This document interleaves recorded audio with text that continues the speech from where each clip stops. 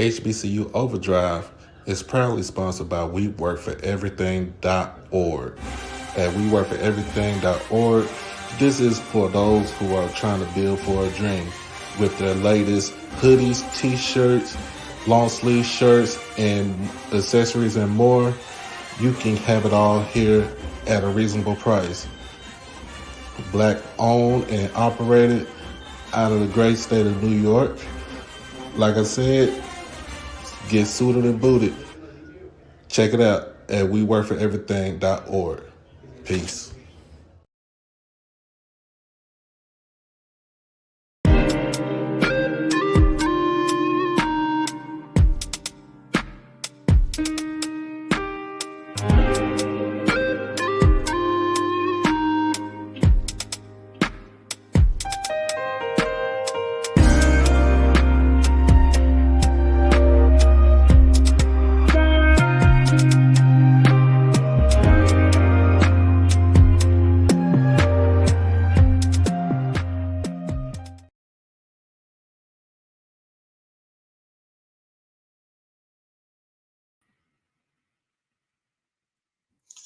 What's going on, everybody? What's going on? I want to make sure y'all can hear me. I'm trying to do something new today. I ain't gonna have my microphone in my hand, so we're gonna keep it. I'm gonna keep it a buck. If you can hear me, raise your hand. We got 15 people up on the watch. It's your boy Doc Holiday. We back again with another HBCU tonight in conjunction with HBCU nightly. HBCU OverDrive. Make sure that you like this stream. Make sure that you comment, share, and most of all, subscribe to the channel. Make sure that you also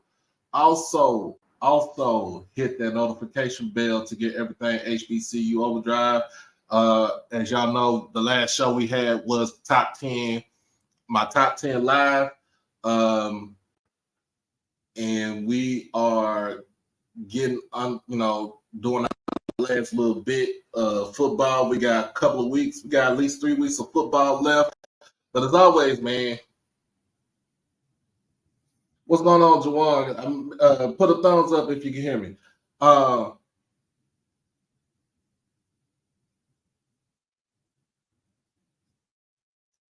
as always, man, we're going to do this thing like we do it in church. Make sure you become a subscriber. Make sure you hit that subscribe button on YouTube. Also, make sure you follow me on Instagram and on Twitter at HBCU_OverDrive. And if you want to reach me out on Facebook, you can also hit me on Facebook at David E. Smith Douglas. You can catch me anytime, anywhere on those platforms, as always. But make sure you become a subscriber on the YouTube channel. So, and then after that, y'all already know what we do.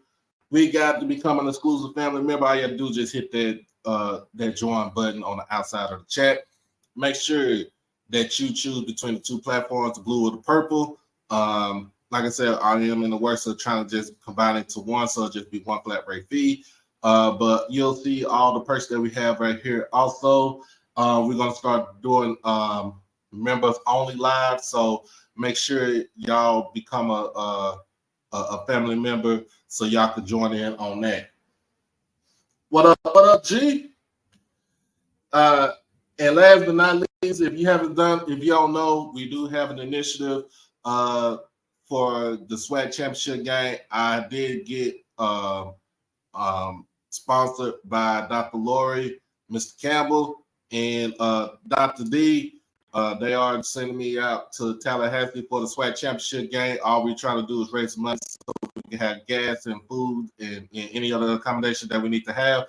But if you want to, you can hit me. You can cash out to HBCU OverDrive on Cash App. You can also PayPal at David Smith 1925, or you can hit up on Zelle at my email address at davidesmith30@gmail.com. And if you don't feel like doing it through there, you can always do it through the super chat. Either way it go, it does pay for anything that goes towards the channel. That mainly means initiatives. That mainly means travel. That mainly means equipment. But it does not go into my pocket, and you would know what I do with the thing. And like I said, I ain't got no choice but to go now because they done put all they eggs in a basket, and I got to be on there. I got to be there for that weekend. So I will be leaving out on Thursday evening. Pretty much as soon as my mother get off of work, and we'll be driving down there. So everything been taken care of. We just need to make sure we have enough money so we can have food and gas on our way to Tallahassee and on our way back here to the state of Texas. But man, I want to say this before I bring up my guest. Just be honest with you. I don't like foolishness. I don't like arguing. I don't like confrontation. That's just been me for the longest. I've always been that way. But when push kind of shove, I will get down and dirty if I have to. But for what I woke up to and reading up on Twitter, I'm just gonna be honest with you. I'm just gonna be real with you. I didn't like it. I don't like to be put in a box and to have a narrative put on me because I don't feel a way that you feel. You know, everybody is entitled to their opinion. Everybody is entitled to their own way of thinking. But best believe here at HBCU OverDrive and myself, Doc Holliday, I don't condone any type of bullying, any type of ratchetness on there, unless it's fun and in spirit. But for the person, and I'm not gonna name his name, but he already know. Basically got at me talking about, well, you seen a picture of Dr. Eli Hayes Anthony at a rally with Tate Reeves for his gubernatorial election in the state of Mississippi. First of all, everybody has their own, if they want to do something like that, that is their own business. It is not up to me. It is not my saying that she shouldn't go. It is not my thought process of saying that she is a plant for the school. But I will say this, and I will leave it alone after this. The guy mentioned me and two other prominent creators in his rant. And, and I'm cool with both of these guys. I'm a Jackson State. I'm always going to be a Jackson State supporter. I'm a Jackson State alum. But I cover everything about HBCUs. It doesn't just have to be Jackson State. I cover everybody. MEAC, SWAC, Division II, the small NAIA schools, the independents. I cover them all. And we cover all about sports, and we cover about the culture. Now, if I want to bring in as far as politics and stuff go, I would talk to my co-host, my former Saturday co-host. We'll come up together with a plan, and we'll talk about the politics. That's her specialty. I was a history major in school. My specialty is what I love. I love sports. So to me, if you can talk, you're gonna talk bad about me on a live or something like that, go right ahead. You go ahead and do that. But that ain't how it's gonna be done. And I'm gonna be honest with you, all that wolf talking don't mean nothing to me. Because you can say it with your fingers, but like I always say, you're not gonna say it in my face. You're not gonna say it in my face. And I'm gonna just leave it as that. I hope you have a nice life. Because we good over here. But I had to let that be known, and I had to let that be known and let everybody know that we don't condone none of that stuff over here. But as always, I'm bring up a guest.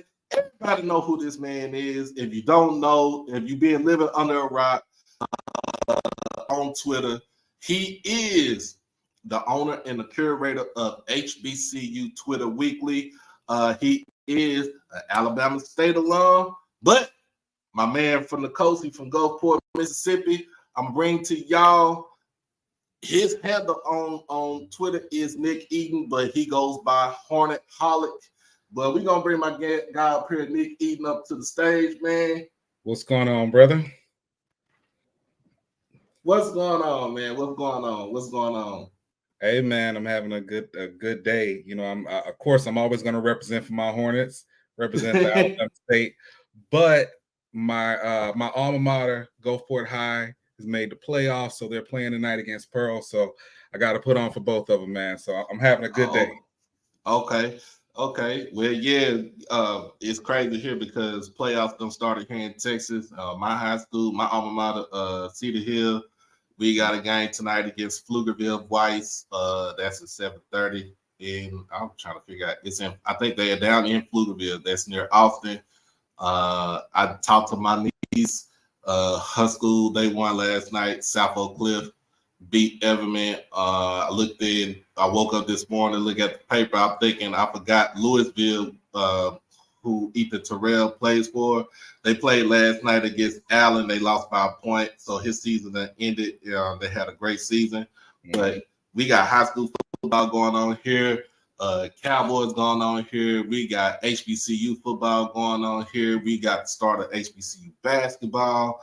Like, we got a lot of stuff going on within this the beginning of this month. Oh yeah. But yeah, it's what's going on, Ashton? We got my main moderator, Mr. Quay. So we got my boy Tank Face. You'll be all right. And then we got another. I got a new moderator. Her name is Ellen. She's on with Coach Hayes on his show. So she's a moderator over there. So both of them gonna be putting out your socials and where they can find, people can find you and everything. That, man, I appreciate it. So first and foremost, man, you from Gulfport, Mississippi. What made you choose Alabama State? Oh man, couple of things. I have one biological sister and two adopted sisters. My oldest adopted sister went to Loyola and then later went to Southern. But then my other two sisters went to Clark Atlanta. So coming from Gulfport, you gotta hit 65 to 85. So since I was about 8 or 9, I had been passing by State's campus. And even when I would go up and visit my sisters at school, I try to, tell the girls, oh yeah, well, I'm a sophomore at Alabama State. So I guess State was kind of always on my mind. And another Gulfport High alum, he was marching in the band there and started recruiting me, my senior year. It's funny because technically I was this close to going to Jackson State on a choir scholarship. Oh, man, you should have came. Well, you know what it was? I said I had to choose between one. I had to choose between band and choir. And my choir teacher, she begged me. She said, look, if you just stay with me your senior year, I'll make sure you get that full scholarship to J State. I'm like, okay, that's enticing, but I was like, I'm going to be section leader in the band senior year. I've been putting this sweat equity in it for so long. And then I got the scholarship to Bama State. Now, the ironic part is I was only in band for a year, and then the rest of the time I was in choir at Bama State. So, it was interesting. But I mean, honestly, that's what got me there. It was a scholarship. It was, the school, man, they did a good job recruiting. And this is why, like, sometimes when people talk about how HBCUs recruit today, I'm like, look, I can't speak for everybody else. Like, I even have a daughter at Tuskegee. You can imagine Thanksgiving is going to be interesting. Wow. But yeah, I mean, it's the way they recruited me, man. They came up and they showed me the campus. I fell in love with the campus. I fell in love with the people there. And I was like, look, I'm a Hornet. let me go ahead and do this. So that's how I ended up at Bama State.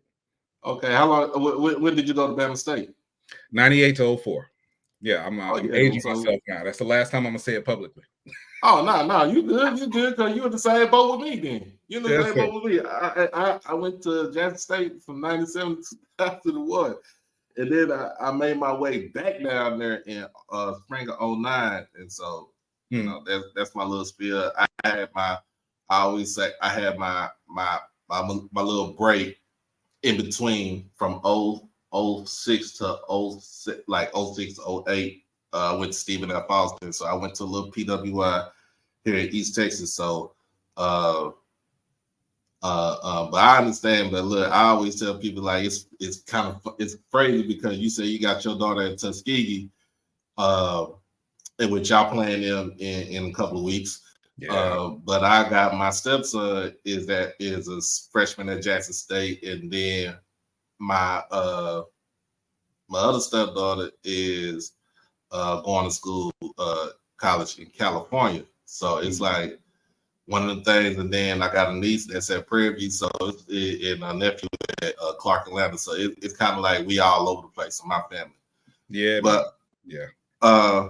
So man, we got my boy Deacon Mel up in here. Hell, what's going on, brother? Man, so he'll hornet through and through. Man. So look into the real question. What made you start up the weekly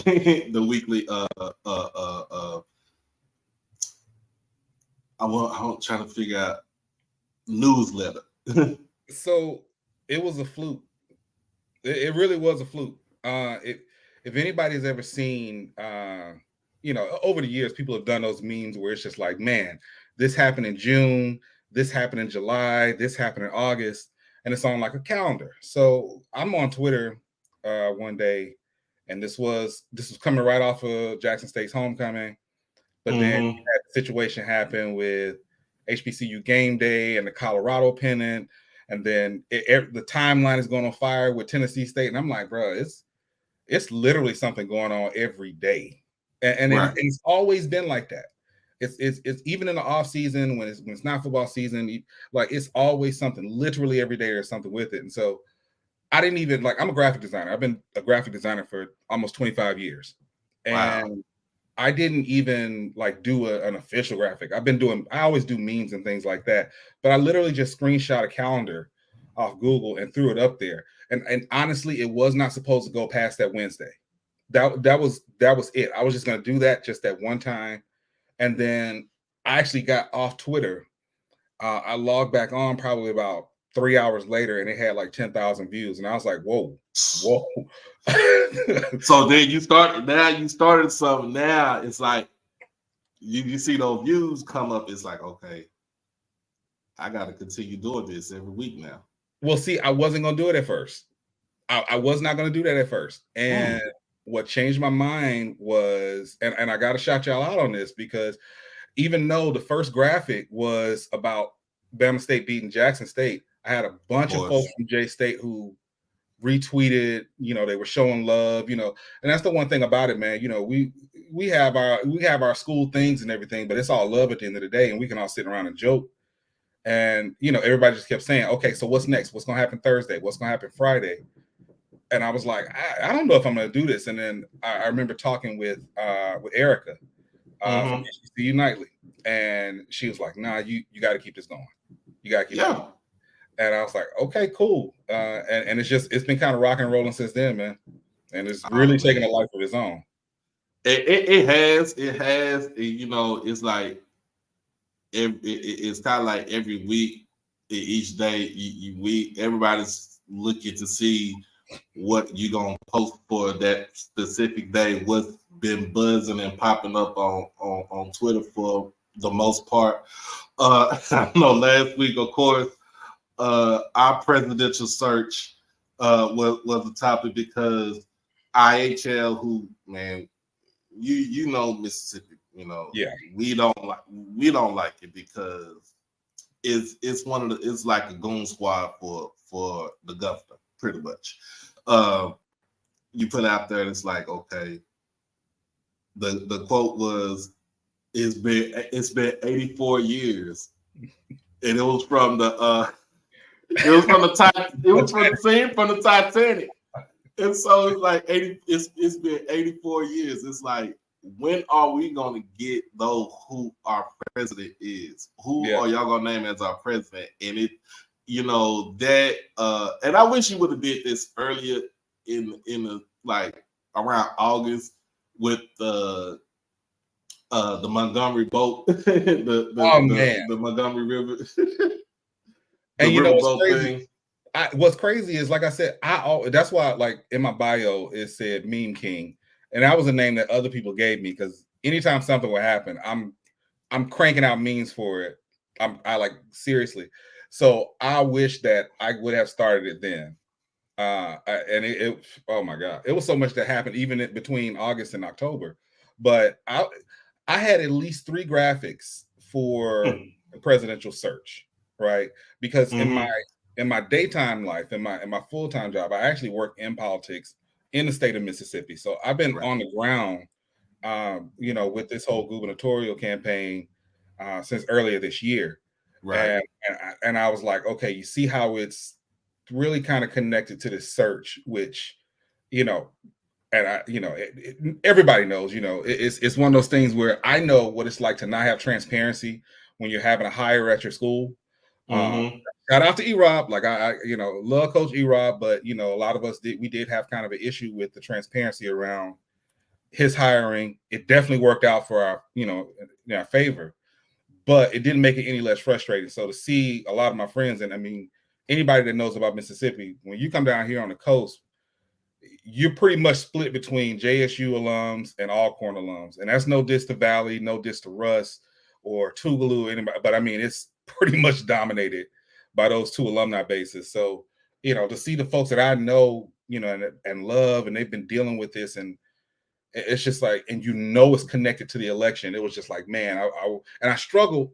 I almost didn't do it because there are certain things that I just won't put in a weekly report, right? If I think it's a little, I can make anything funny, right? Right. But if it's something where I'm like, man, that's just really kind of screwed up. Like, people were asking me to do do something about the St. Augustine with them practicing on concrete. And I was just like, I can't do that, man. I can't do that. I was an athlete. I played baseball. I couldn't imagine playing baseball on concrete, let alone football. Right. So it's certain things that I just won't do. And I was this close to not doing it. Like, I had a JSU graphic with Shannon Sharp for president. I had it was like, the outtake. Oh, you would have caught so much heat for that. If you did that. The outtakes were crazy. So I almost didn't do it. And at the last time, I was like, okay, let me at least make it something that, because I'm always watching the trends, right? So if I see that even in the midst of the turmoil, people are still kind of having fun with it, then I'll be like, okay, let me do it, and do it in a way that it doesn't really offend. It's only really one fan base that gets offended when I say anything about them, but do it in a way. I will just put them out there. And look, I love them. Shout out to Dave. Shout out to Josh. But man, A&T folks, if I say anything A&T, man, and folks are coming at me. Like, it never fails. My most views on my Twitter account prior to doing HBCU Twitter Weekly was the interaction with A&T grads, because I mean, they do not like when you mention them. I'm sorry. So I know you. I watched that stream last night. I had to rewatch it because I know you was in there. Yeah. When, for folks that don't know, I mean, me and Scotty, we got a, it's somewhat rocky, but I respect his hustle. Don't get me wrong. I respect his hustle. As a man, I respect his hustle. I respect what he does. You know what I'm saying? And I give him credit, because if it wasn't him, I wouldn't be in this space myself. But when that man A&T Roy got on the damn call last night, and would try to go after, first of all, he tried to go after Zoe. And Zoe, Zoe me and Zoe, we talk, is like, okay, he gonna say in this little sarcastic, Zoe gonna say it with a sarcastic, you know what I'm saying? He gonna say it real sarcastic. And then he went after BJ, and after Perry.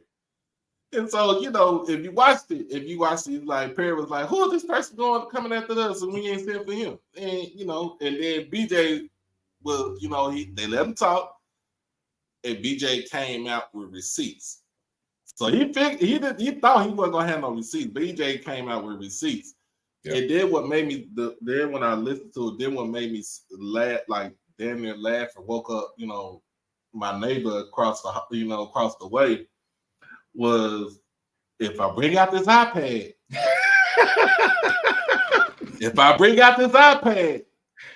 it's done. Yeah. BJ was a good one, man. And so it's like, you know what? I was wondering, I was like, man, is he gonna put that on there? Because like, bro got eviscerated. And I think that was the only call that he had last night. He was just like, bro got eviscerated. And it is funny though, because to me it's funny because of the fact that, okay, A&T, y'all was in the MEAC, you left to go to the Big South. You was in the Big South for 1 year. You was one game away from winning the Big South, going to the playoffs. And then you decide to take your happy ass on to the CAA, and where you're sitting dead last in the conference. So, in fairness, they're second to last. To me, they did last. But I was trying to explain that earlier, because the thing about it was, and to answer your question, yes, I was working on the graphic while BJ was still going in, and I kept having to stop because I was laughing so hard. So yeah, by the time the stream ended, the graphic was done. So tomorrow night when I drop Thursday, Friday, and Saturday, yeah, it's been loaded since last night. Ooh, everybody make sure y'all see that tomorrow. Yeah, definitely. But here's the thing: nobody can erase the history that A&T had in the MEAC. Nobody can erase, what they were able to do in the Celebration Bowl. Right. And this is what I was saying earlier today with a couple of the alums there. Right now, y'all are not playing good football. You're not. You're not. I haven't thought about that, by the way. I'll discuss that in a second. I'm gonna give you an exclusive on that. But right now, A&T is not playing good football. And the problem that I have is, if you don't mention A&T, then some of their alums, not all of them, but some of their alums will say, "Oh, well, y'all are being anti-black because they're not in the we're not an HBCU conference." I can agree with that to an extent. That's fine. So it's Tennessee State. So it's Tennessee State, but Tennessee State also gets mentioned. But the thing is, Tennessee State's playing good football right now. Mm-hmm. Hampton gets mentioned, and they playing good football. If you're being mentioned, then it's, oh, we live rent free in everybody's minds, and no, so it's got to. You can't have it both ways. We're either not going to mention you or we're going to mention you. Right now, you're not playing well. So the same way that UAPB is getting mentioned, and Mississippi Valley and Bethune, Delaware State, the way that they're getting mentioned right now, you're not playing good football. Right. You're in that tier right now. And trust me, look, I had to deal with Donald Ely for 4 years. I know what it's like to be in that situation.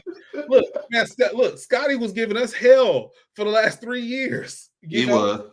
So it just is what it is. If you can't take the memes, if you can't take the jokes, or even just the general conversation about the way that you're playing right now, hey, I don't know what to tell you. I say it like this Thursday, right? And I say it like this. It's like to me. I mean, coming from a football heavy state, Texas, like we know when we see good football, we know when you trash. So, and I'm looking at it like, A&T, you trash. Like, bro, I understand y'all can run the ball, but you went almost 2 months without passing ball for over 100 yards. And then you do it the last 2 games. Congratulations to you, but you still lost. You still lost. And you lost your homecoming. Everybody say, well, homecoming was homecoming. You know, G-Ho was G-Ho, but you lost your homecoming. And we lost our homecoming. We took a load. Jackson State, we took a whole bunch of flack for losing our homecoming. But the thing about it is we bounced back the following week and we went back on a winning streak. And we haven't lost since we lost to Bama State at homecoming. So, and then I also would say this. I on the show for the homecoming, I did my weekend recap. I gave props to Eddie Robinson because he predicted. He's like, look, I want y'all for y'all homecoming. I want y'all on the schedule. I want y'all on the schedule for y'all homecoming. So that way we can come down there and we can run your homecoming. The other part, he, it didn't come to fruition because he, Buddy ducked off, went to the good old mountains of Siberia, America. But I'm just saying, I'm just putting it out there. He just went out to the mountains of Siberia, America, and you see what he's going through right now. So I'm like, but if he would have stayed, like, and that would have came to fruition, everybody, like literally everybody would be on our head because that means that man prophesied everything that he said. And he's a good dude, and he's coaching a good football team now. He's coaching a real good football team, and we gave y'all hell because it's like, okay, y'all quarterback is. I seen Demetrius Davis play in high school. All right, we seen him play last season. He was a beast in high school. Let me tell you something. Texas, particularly when it comes to high school, man, Texas football, man, it's just like, bruh, I don't know what y'all are feeding them dudes out there, but man, I'm watching the SEC. The crazy thing is he's from the hood. He's from the east side of Houston. So they breed out athletes over there. But the thing is, like, you did your thing at North Shore. You won a couple of state titles, but it hasn't. Your success from high school has not translated onto the collegiate level. You know what I'm saying? And it's like, okay, show me what you did in high school. Like, if you got to dumb it down the playbook so you can do what you have to do, go ahead and do it. But like, you're not playing good football. And I was on the bandwagon and said, hey, Erod, you got to bench your boy. I know you don't want to do it, but you got to bench it because, in a sense, if you want to not be in that hot seat and you want to win, you gotta let Damon spin. That's what I say. You gotta let him spin. So, but he made that choice, and y'all been riding high ever since. Yeah. And in fact, y'all been riding high ever since. Your last loss was to FAMU, to be exact. Am I correct? Yep. So it's been since FAMU, and y'all played them close. So yeah. And I honestly think, and it's nothing against D Davis. I like him. Seems like a good kid. Definitely athletic. Sometimes it just doesn't translate. I always compare it to RG3 in college versus RG3 in the pros. It's a completely different playing field. You get what I'm saying? So. Yeah. I think it was a full circle moment for homecoming because it was, and Damon has said this, what made him choose Bama State was the press conference after our homecoming last year when y'all beat us.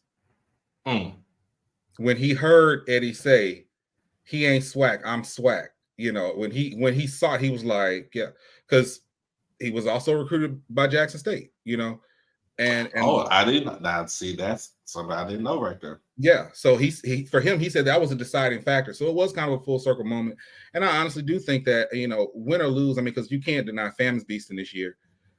They've been beasting the last couple of years. I do think a full game with Damon Stewart coming off of one, I don't think we would have lost against Miles with Damon playing. I just don't believe that. And having that momentum going into Fam with him playing the full game. Yeah, if it wouldn't have been as close as it was last year when it literally came down to the last 4 seconds in Montgomery between us and FAMU, I think we would have taken it. So I think that you kind of ride that momentum, you keep it going, and you make do for next year. Right now it's FAMU's year, but I still think that overall the SWAC East is strong. Like, I'm loving what's going on in the SWAC West. No diss to them, but hey, I'm a ride for the SWAC East. I think the SWAC East is strong right now. I think it's got the potential to be a lot stronger going into next year. And I mean, I said months ago, I was like, TC is going to be fine. Like, you can say what you want to. It's not, and anybody, you can scroll back through my timeline and you can see, I said TC is going to be just fine. He's going to have a hell of a recruiting class. Jackson State's going to have a chip on their shoulder. They're going to stumble a little bit, but then you come out the gate strong. You make Buddy Pugh's last SWAC MEAC challenge real long, And I mean, that man saying like, dude, I get my retirement check right now. Right. But I mean, anybody who watches football knows without a shadow of a doubt, I don't care what the stats say, at any given time, any Thursday, Friday, Saturday, or Sunday, anybody can win. Like, everybody's saying, I've said it all week, we are not going to Itabena this weekend acting like we're just going to run over Valley. And I understand that this is not Dancy's Valley, but Valley still plays hard, and you're playing in Itabena. And we saw how FAMU struggled against them in Itabena. So they are the perfect trap team. So you can't just go in thinking that any game is going to be a gimme. It's not. I say we had struggled against them. Like, if we didn't fumble the ball like a couple of times in that game. I think in the way our offense was going, I think we would have scored more than 40 points in that game. But we had our miscues, and Valley, just that their defense was tough on us. But if we didn't have those turnovers in the game and keeping Valley in the game, that game should have been more than what it was. So I'm looking at on this week, and you start off Sunday with our sousaphone player for the Ocean of Soul giving old buddy a 3-piece and a pepper, and then go right back to cranking. Yeah, like you. I've been in the band. I was in the band too. High school. It don't matter if I march. It don't matter if I was playing marching court style or show style. You don't mess with nobody ranks at all. At all. Buddy learned the hard way. He got 3 of them things. He got 3 of them things, and then the extra one in a pepper to add on to it. And he laying down on the bleachers. Yeah. And it just went right back to playing. And it's, you know what? I was like, you know what? I knew that was I in my mind, I knew that was gonna be the start of the week. I knew that was gonna be the start of the week. I was like, you know what? Yeah, I'm gonna see it. We gonna see it now, and then you got game day getting chewed out and called out again.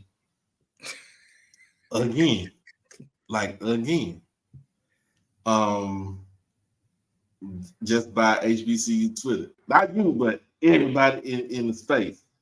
And then you got Howard versus Hampton, the cheerleaders going back and forth, which I did like. I did like the stop and shake. I'm not used to seeing stop and shake. I think that's more of an East Coast thing. In my mind, that's more of an East Coast thing, because here I don't really think they care about stop and shake, but it was nice to see. And then what was that? Third, then you got Wednesday was with Dooley. Like, look, we can talk about Dooley all day. Like, Dooley on that hot seat. Dooley has been slowly packing stuff up in his office for the past 4 weeks. Dooley is not about to get caught off guard. Dooley, yeah, you be like, look, put You that got a base trunk right on there. asphalt right now. Like And I'm like, look, Dooley on the hot seat. Your rival up there in Huntsville, Maynard, he on the hot seat. You got a couple of coaches that got fired this week. yeah. Coach Wilcher from Morehouse getting fired, only being on the job for 8 months. Yeah, man. I wish that they would actually invest in that program. I don't think that he got the chance that he deserved. No. I don't. Like my whole thing is, what did y'all expect? I mean, I understand. Like, I could understand, like, if he did something wrong. If he did something wrong, with the program, I understand the firing. But he only been on the job for 8 months, and if you haven't gave him the necessary tools to make sure that the team is a success, then you doing, not only you did him a disservice, you doing your own self a disservice, you doing your student body a disservice, you doing the athletic department a disservice, because now they're just saying, understandably so, you're just worried about the academics, you're not worried about the athletics. Of course, with the St. Aug's situation, with Coach Fagan's getting fired early in the middle of the season, and it's the same situation that he went through, but he got fired because he played 3 players. He played some ineligible players for like a couple of plays. I'm like, that gives them the right to fire? Like, shoot, I would just suspend him, but dang, don't fire him. Come on now. Honestly, I think it's one of those situations where people are either trying to cut their losses early, or whoever they wanted to bring in originally wasn't available and then became available. And I do think that that's possibly the case with Morehouse. I think whoever it is that they wanted originally was not available, and now they may be available, and they're just cutting their losses early. It's when you look at the scope of HBCU football this year, what I loved about it is a lot of people said that once Prime was gone, that was going to be it. Wasn't going to be any more attention. Wasn't going to be any more of this. And everybody has stepped up in their own way, right? Right. And D2 football has stepped up in a way, and now they're starting to get the coverage that they haven't been getting in years. Right. And it's crazy. I even said this the other day. I said this on Sunday. I was like, watching D2 football is pretty much almost better than watching D1 HBCU football. It's exciting. Yeah. Like, they're putting on some good games, man. They just are. There's just no way around it. Yeah. But, we'll see. We'll see. My only hope is that this continues in all season. I think HBCU hoops are off to a great start. Yes. You've had some key wins, some competitive games. We can just kind of keep that energy, sell out those. It was like, I remember, man, just kind of seeing it now, and you don't see the attendance where it once was. I remember when you could not move in the Acadome when Bama State was playing A&M basketball. You couldn't move. I mean, it was thick in there. And I mean, obviously that's a rival game, so that's going to carry a little bit more. But the same thing, the energy is still there. You get what I'm saying? Like, we'll sit here and we'll watch the NBA and be dialed in into the summer. You can give HBCU hoops that same kind of push, that same kind of oomph. I when it comes to the NBA, I don't get dialed into a little bit right either before Christmas or the day on Christmas Day. That's when I dial into NBA basketball. But when it comes to the hoops for college basketball, I actually start the day that, when it starts up. So looking at this week, you saw Southern take on UNLV, dismantle them in Las Vegas, beating them by 14 points on national TV, which, man, I didn't see that, I didn't see that coming. You seen a Howard team that went to the NCAA tournament last season, taking on Georgia Tech. And what was their first game? Their first game was oh shoot. The first game was Hampton. The first game was Hampton. Yeah. First game was Hampton. Then they went down to Atlanta. They took on Georgia Tech, lost to them by 3. But you see that team taking off. We saw, as far as on the women's side, Arkansas Pine Bluff with Coach Thornton getting Zay Green back, and she has been lighting everybody up. I know she lit up Oregon State first game, and then the next game they played Oregon, lit them up. The outcome didn't serve for what she had done, but just to see her to get back out there, of course, with Coach Tamika Reed getting her 100 win, winning against Lemoyne on by almost 100 points in that game. And you got to give, I think, because a lot of times for women's sports, they don't get the same fanfare, and you got to give Coach Reed credit for changing the narrative on that. He had everybody dialed in. And that's the thing about it. Like I know people outside the SWAC, sometimes they'll ask like, well, what do you mean? Why are you retweeting, or why are you, like, listen, dude, I don't expect everybody to understand the SWAC. We're going to talk mess. We're going to have rivals. We're going to have rivalries. We're going to do all that stuff. We're going to support. Like, I'm thinking about going to Baton Rouge tomorrow. I'm really thinking, I'm only a couple of hours away. Right. At first I was like, well, I can head up and see, us against Valley, but that's a 4.5 hour ride to Itabena. And I'm like, you've driven those Mississippi streets at night. I just don't. Oh yeah. I don't do it. I don't do it. I used to take the drive from it's crazy. I used to take the drive from Jackson to Brookhaven like almost every day, because I was living down. My junior year, I was in school, and I moved off campus, and my stepdad and my mom had moved down to Brookhaven. I was like, okay, I'm just live with them. I'm just stay with them. So I remember getting in my car and driving up and down 55, got pulled over twice, a couple of times. Man, doing it at night, I can't do it. I can't do it. But yeah, in fact, since you just talked about, since you just brought up Baton Rouge, we're gonna start off with this battle in Baton Rouge.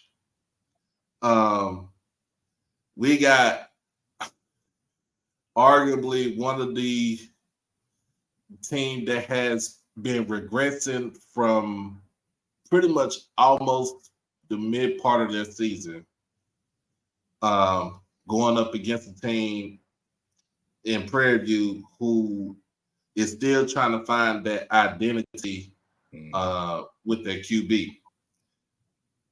So we have Texas, we have Southern University with their 5-4.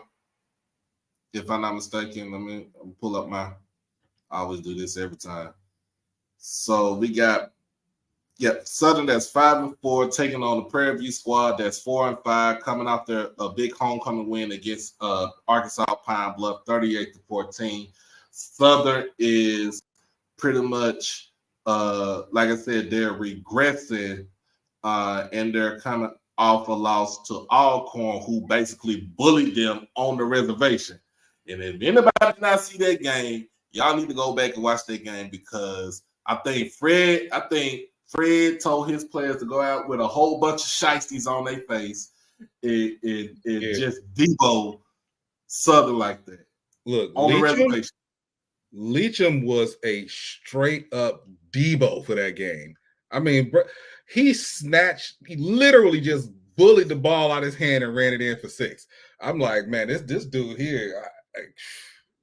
And then he returned the interception, 88 yards for a touchdown. So he got FedEx Defensive Player of the Week in the SWAC. So he earned every bit of that this from last weekend. But like I said, they are going. Southern is going up against Prairie View. Both teams are kind of trending in different directions.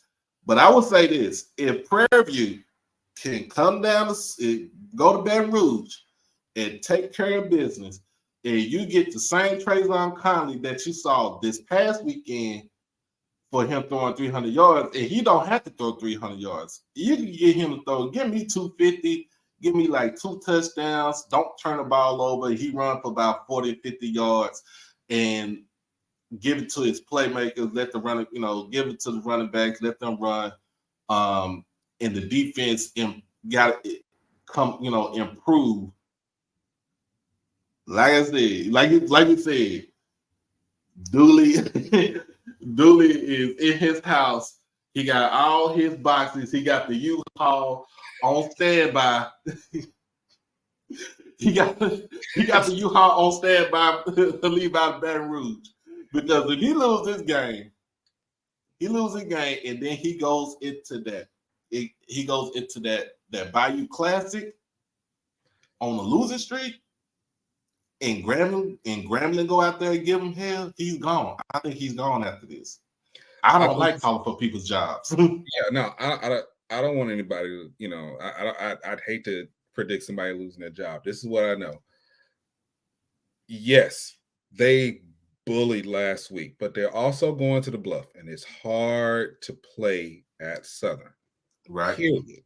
It's hard to play at Southern, and this and the Bayou Classic are literal must-wins for Dooley's livelihood. Yeah. What you cannot afford is to have a bad week against Conley and then turn around and have a bad week against Crawley. He can't do it. So it's a must-win. Right. And I mean, yeah, Crawley was off when he played us last week, and that's cool. But when he is on and he's focused, man, the dude's a beast. And I don't think that blood could be an answer for either one of them when they're just on. But I think the fact that they're going to be playing at Southern, I think that's going to give them the chip on their shoulder that they need to kind of push forward. I've seen with PV this year, and I like PV. I shout out to Scotty, but I think they got more than 12 fans. I've met quite a few of them, but I feel like they've been right here, but for whatever reason, they just can't get that next. And I get it, been there, but I think that it's so high stakes. The next 2 games for Southern are so high stakes that I think that they're going to pull it off. Now, in my personal opinion, I feel like they beat PV. I don't think it's going to be a high scoring game. I think it's going to probably be like 20-17 or something like that. I don't think it's going to be a high scoring game. But I don't think you give me about 2 touchdowns from Conley and let them run the ball let them get on the ground and run the ball. Then I would take that right there. Yeah. I would take that. But both teams, like I said, both teams are coming in. You saw Prairie View regrets. They did have a couple of FBS losses on the schedule. Another loss that kind of took the wind out of themselves was that shutout against Houston Christian a couple of weeks ago. They did lose to Grambling at in the State Fair Classic, which they have been owning Grambling for like the last 5-6 years. So now it's that time where, okay, both teams are sitting at 4-2 in the conference. Who wants this spot? Who wants the spot? Because we'll get on to the next game. That team in Lorman, they're not looking to give up that top spot in the West. They're not looking to give up that spot. Hey, right now, Alcorn is looking like the Alcorn that used to annoy the hell out of us and rough in the SWAC because they were just beasting on everybody. I think Fred's just like, bro. I think y'all forgot. I really think y'all forgot. And everybody said that, oh, okay, well, the only reason that Alcorn was beating the way that they were is because McNair adopted Jay Hobson's team. And there's merit to that, but I also think that he's got a chip on his shoulder too, because he's watched all these different coaches come in and out, and everybody's got stuff to say. And for a while, it seemed like Alcorn just got real silent, weren't really hearing a lot from them. And he just kind of came back with a vengeance. Yep. So like now let's move on to that game right there. So now Alcorn versus Texas Southern. They in Houston. This game was supposed to be for tomorrow, but because the MLS playoffs, the Houston Dynamo are in the playoffs, they moved the game to Sunday afternoon. My boy Craig is on here, Third Ward Tiger. Shout out to him. I'm gonna say it like this: Alcorn is looking for revenge because TSU came to Lorman last season and ruined their homecoming, ruined it, and that's fair. What's going on, Mr. Ford? Hey, how you doing? Can you hear me? Yes, sir. You got an echo. Yeah, I said I was gonna have an echo. I'll go out and come. Go out. Okay. But yeah, when you bully somebody like that, and you know they threw 3 interceptions in that game last season, and they got ran off the field. Now coming into this game, most of those players that was on the team last season, they remember that and they want vengeance in a sense. Now for Texas Southern, here's another coach that's on the hot seat right here. Clarence McKinney, he's on the hot seat. I think he's beyond the hot seat. I think he's on the hot plate right now. Right. I think he got a U-Haul, get ready to leave up out of Third Ward. But we talked about this with Andrew starting the first game against Prairie View. Now, he has not beaten Prairie View in his whole time he's been there. They are, in fact, Texas Southern has lost to Prairie View like I think 9 years in a row now, which is terrible. It's wild, terrible. And I was going for them in that game, and I was I was going for them in that game. That was wild. So he's going into the game now. I would say this about Texas Southern: they gave us some problems last week. They gave us some problems last week, but I'm gonna be honest with you. Quay Davis couldn't get off because Jalen Hughes had him on skates the whole time, had the clamps on him. And they were going back and forth on Instagram. And I'm surprised you even get that. That was funny because I looked at it, I was like, boy, hey, you talking a lot of noise for somebody that's on the team that's 2-6. it almost made it. One of these days, I'm gonna release the outtakes of the joints that didn't make it.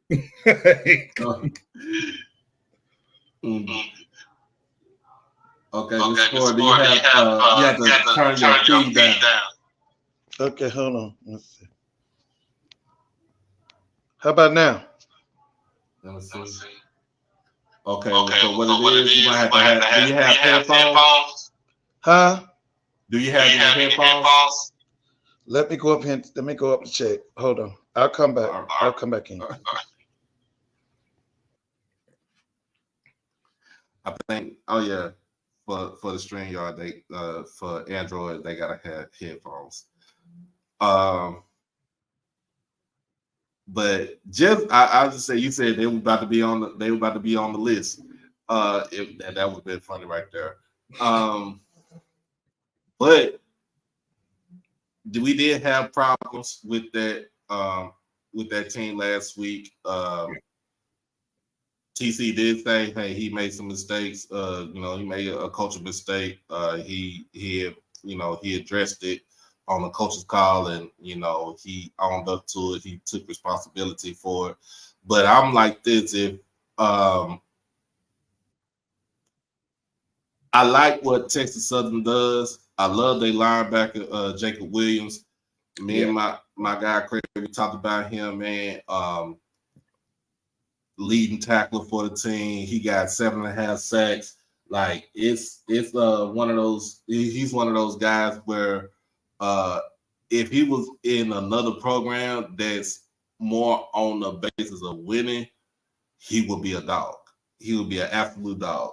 Now you put him. I'm gonna be honest with you. You put him on the same team with Bubba. That's a problem. That's an actual problem. You don't even have to move Bubba from the middle. You put Jacob on the weak side and Bubba as the middle. It's a wrap. It's a wrap. Look, I don't dislike Texas Southern. Right. I actually really like them. If I were a betting man, I'm not putting any money on them without Andrew Body.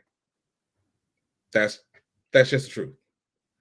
And knowing that more than likely Andrew is going to be going somewhere else, possibly, maybe, allegedly, don't know, speculating. It still comes down to I don't trust him without Andrew. I just don't. And I think that Alcorn's going to go in there, and I think they're going to roll over him. It's just the momentum is too strong right now. Alcorn is gunning for the SWAC championship. I said like this. I wanted chaos. I want the chaos too, but I mean, you're getting at that point in the season now. We got a couple of weeks left. Yeah, you got some. And again, this is why I'm concerned about Valley this weekend being a trap game. You got some folks that's just at this point, they got nothing to lose. And when somebody doesn't have anything to lose, yeah, they're going to be a problem. I just don't think that Texas Southern is going to be enough of a problem for Alcorn. I just don't. I think they're still thinking about their homecoming getting spoiled. Mm-hmm. As we've seen, people don't like their homecomings getting spoiled.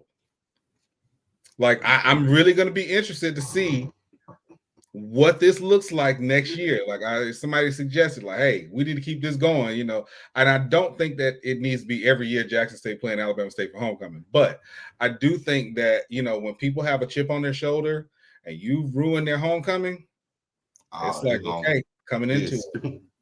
And I think right now, how McNair is looking and how the team is looking, you can't discredit any team. That's not what I'm saying. But right. I think every team that they're looking at FAMU. Every team they're looking at FAMU, and they're like, every team I'm playing, so this week, and they're playing like this week is the SWAC championship. This week is the SWAC championship. That team is FAMU.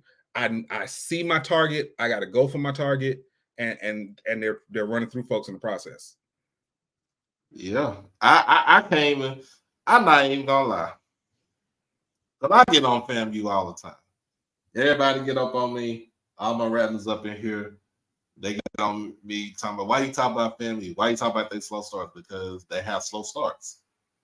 It's just what it is. It's what I see. It's my eye test. But I will give you credit. I will give them credit because in the second half of games, they have been beating the brakes off of everybody and beating everybody by double digits. The only game that they didn't do that was against Southern. Because in a sense, that game wasn't even supposed to be that close. If you really thought about it, if you really think about it, that game was not supposed to be that close. But I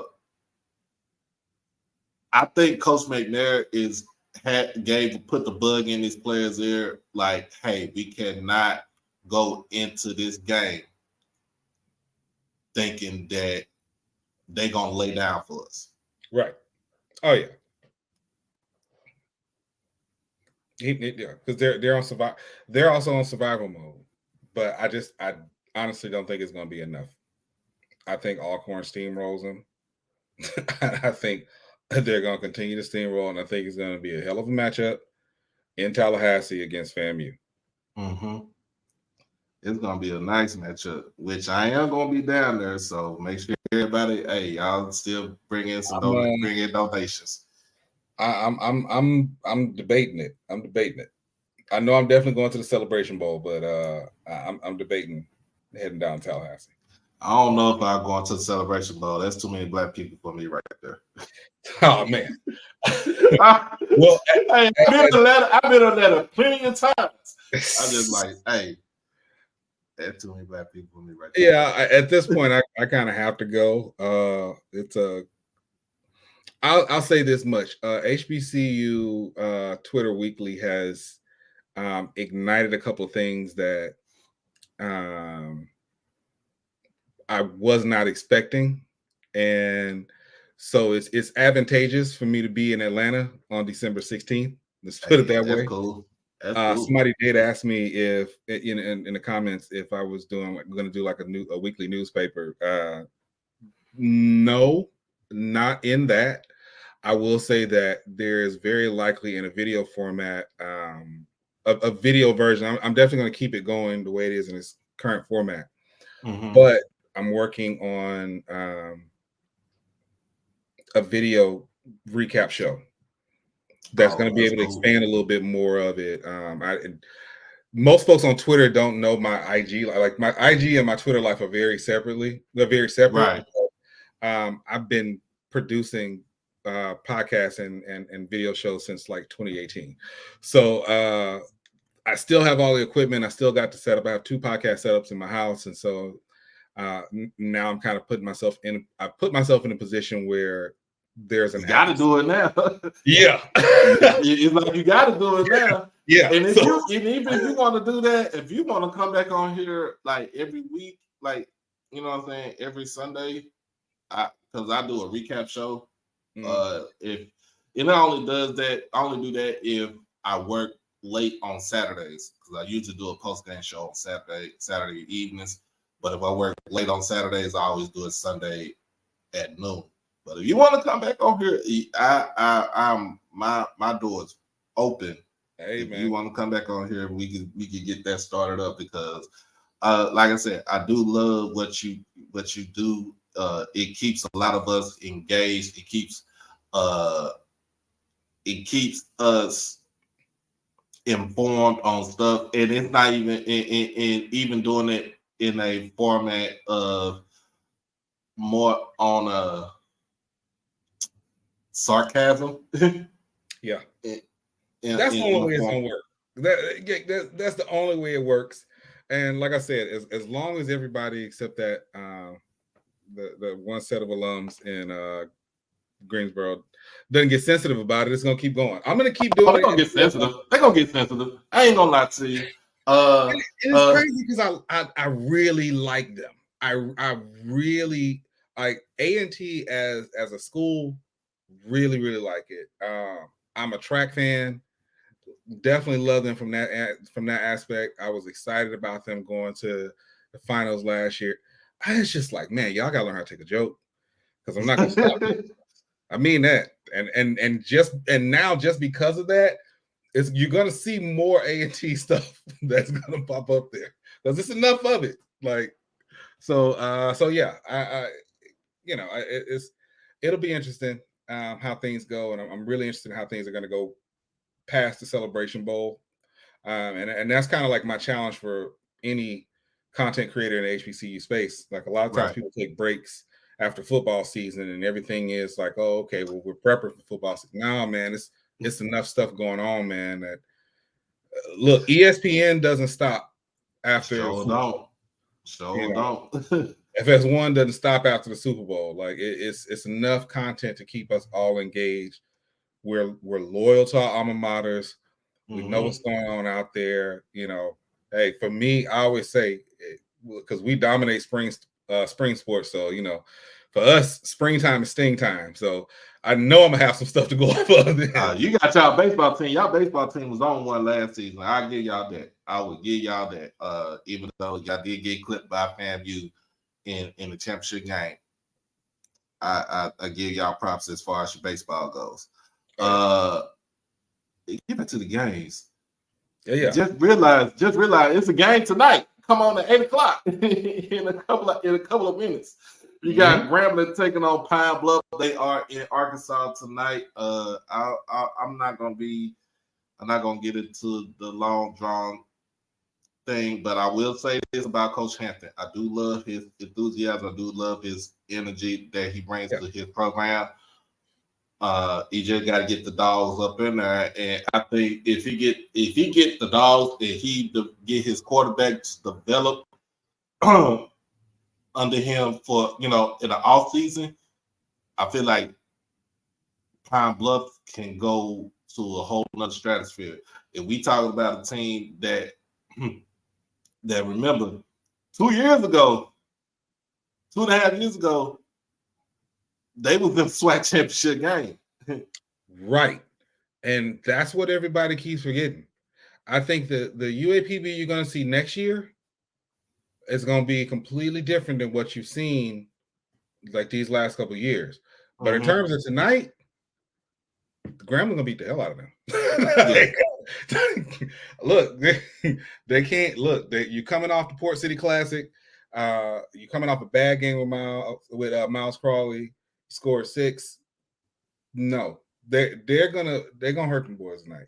I don't want anybody to get hurt, obviously, but you know what I mean. Like it's. I know what you mean. It's gonna be a lot of points scored in this game, and if you don't score a lot of points, I'm gonna be questioning that offense. I'm gonna be questioning Hugh Jackson, which was throwing me off because at the beginning of the season, I was like, "Hey, look, this offense is something serious," and it's things have just not really gone that way the last few games. But I think tonight they're going to redeem that. Like I said, I think this weekend, unfortunately, whoever is playing, the folks who's playing Southern and Grambling this weekend is going to have the unfortunate byproduct of them trying to make their way to the U-Haul Classic so that they don't lose their jobs. I don't think they get rid of Hugh. I think Hugh is still a high-profile hire. He's going to at least get another year, but he can't lose against UAPB and then turn around and lose against Southern. It's must win. It's got to be a strong showing against UAPB. Period. And then another thing too, with Grambling, they're sitting at 3-3 in the conference. They can actually get themselves into the SWAC championship game too. If you really think about it, you gotta kind of you gotta be more of a spoiler against Southern, and then kind of see where everybody else come into play. You gotta hope and pray. Alcorn and the Jackson game, it goes into your favor with Alcorn losing, and I'm gonna say they're gonna lose. I got to be honest with you, man. I don't know. I can't call that one. Like I think that's again. I think McNair is looking at everybody like FAMU, but you cannot with the way that Jackson State is playing. You're gonna have to focus on them, and y'all got some rest. Oh yeah, man. Look, y'all coming in healthy. Oh man, no, you yeah. So yeah, I'm just looking at it. I'm just looking at it to where it stuff can benefit Grambling, and even if they don't even get into that race for the SWAC champ, to make the SWAC championship game, they can end their season. They can end the season on a winning note and move that into the next season. They haven't had a winning season since Fobbs got fired. But we shall see. That game starts in less than 5 minutes on ESPNU. Let's go. We already talked about Alabama State and Mississippi Valley. You feel like that's a trap game right there going up to Itabena. I know they ain't cut that grass. It's been raining too, so I know it's been raining in Mississippi. They ain't cut the grass. It's cold out there. they're gonna try to play their hearts out.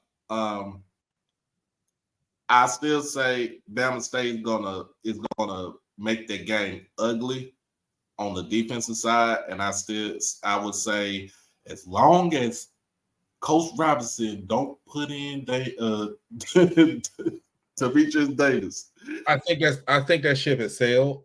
I think that ship has sailed, and I think you probably have a better chance of Nike Willett being brought in over D Davis. Mm-hmm.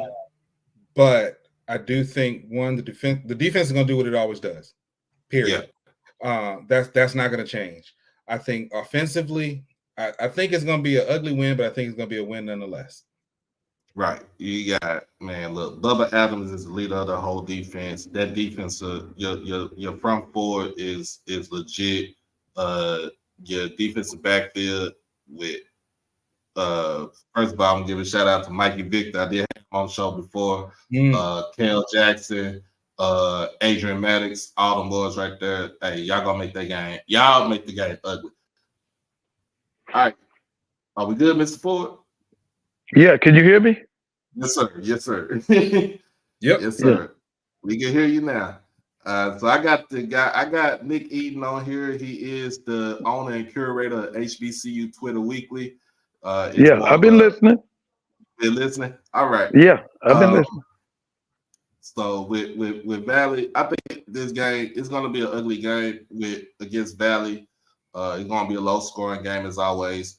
And I think that's with Bama State, y'all thrive on playing low-scoring games because I feel like you don't have enough of the offense to make it high-scoring, but you do have one of the best receivers in the conference in Keyshawn Johnson.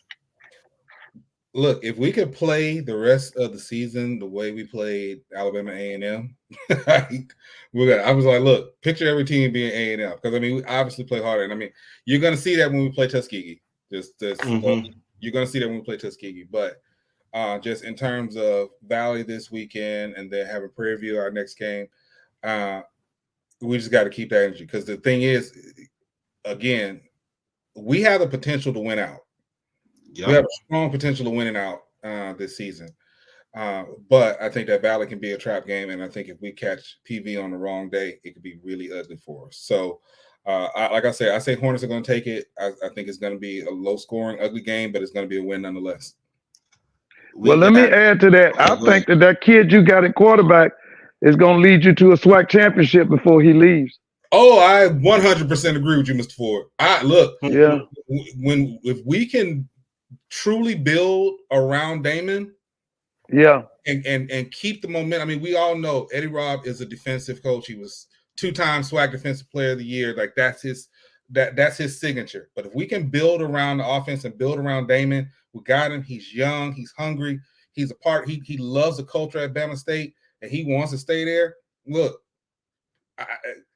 he will take us to a SWAC championship. I think so too. He's a sophomore, yeah, because he came from UAB. Okay. Listen, I'm looking for a big. I'm looking for next year. I think it's going to be. But by the way, let me say this too, guys. Mm-hmm. It's time for the SWAC to do away with those divisions. They need to do away with them divisions. At the end of the season, the best 2 teams need to meet up for the SWAC championship. Well, it would have been. It could be. You know what, Mr. Ford? If you would have did that this season, it'll be FAMU number 1, and then you probably would have had like a 6-way melee trying to get who the second team gonna be. Because we got the win over Jackson State, but then Alcorn got the win over us. It's just well, listen, that's why we got computers. Let the computers sort it out. We ain't got to go through that. Let that computer sort it out. You trying to make us seem like the old BCS. I'm saying let the computer. But I'm gonna say this, man. With next year coming up, 24, that's gonna be another exciting season, man. With these kids, you talking about that boy, not the boy, but that kid at Alabama State coming back, man. It's gonna be something else next year. And then I just learned something too, Mr. Ford. I just found out Bubba is just a junior. Yeah, we got Bubba for another year. Damn. He's tough too, man. But listen, I'm looking forward to Damon going against Jacoby and Morgan next year. Oh, that's gonna be nice. Now that's in Montgomery next year, right? Mm-hmm. Yeah. Yeah. Yep. Yeah. Like So I we said, got- that kid gonna lead y'all to a SWAC championship before he leaves. No, I believe so. I really do believe so. So we got Alabama A&M taking on Bethune-Cookman down in Daytona. That's tomorrow at 12. We already talked about it. Mana got the U-Haul. He might be going back to North Carolina somewhere. I don't know. I hope not. I hope Dr. Williams them don't do that. I hope they don't do that. I don't. I hope they don't do that. It's kind of hard to say, Mr. Ford, because you can't lose to your rival 2 years in a row, and then not after going to an abbreviated SWAC championship game in the spring, and don't have anything to show for it afterwards. Well, the thing he did was he rested on his laurels after he won that championship. He waited too late to go and get those guys. Now, I still say his biggest problem right now is still that defense. It's bowl wear. Now, I don't understand the thing about the kid from Georgia State. I thought that kid should have played, and I'm gonna be honest with you. I thought he was better than both of them kids he had, but I did like the Langford kid because he was a spark. He could spark that team. The kid from Memphis to me was one-dimensional. Yeah, Quincy is a gunslinger. And that's it.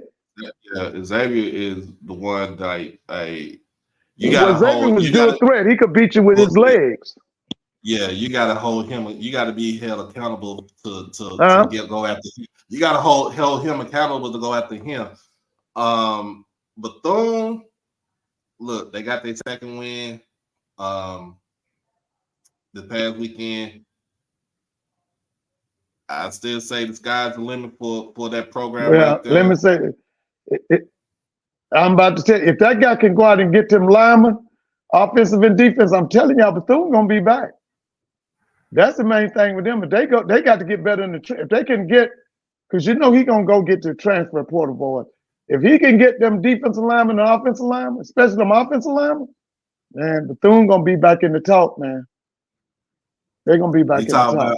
We talk about me at Bethune where they was running, they was beating everybody. Brian Jenkins type, Brian Jenkins type Bethune. Yeah. Yeah. Because I think he got a good staff. I like his staff.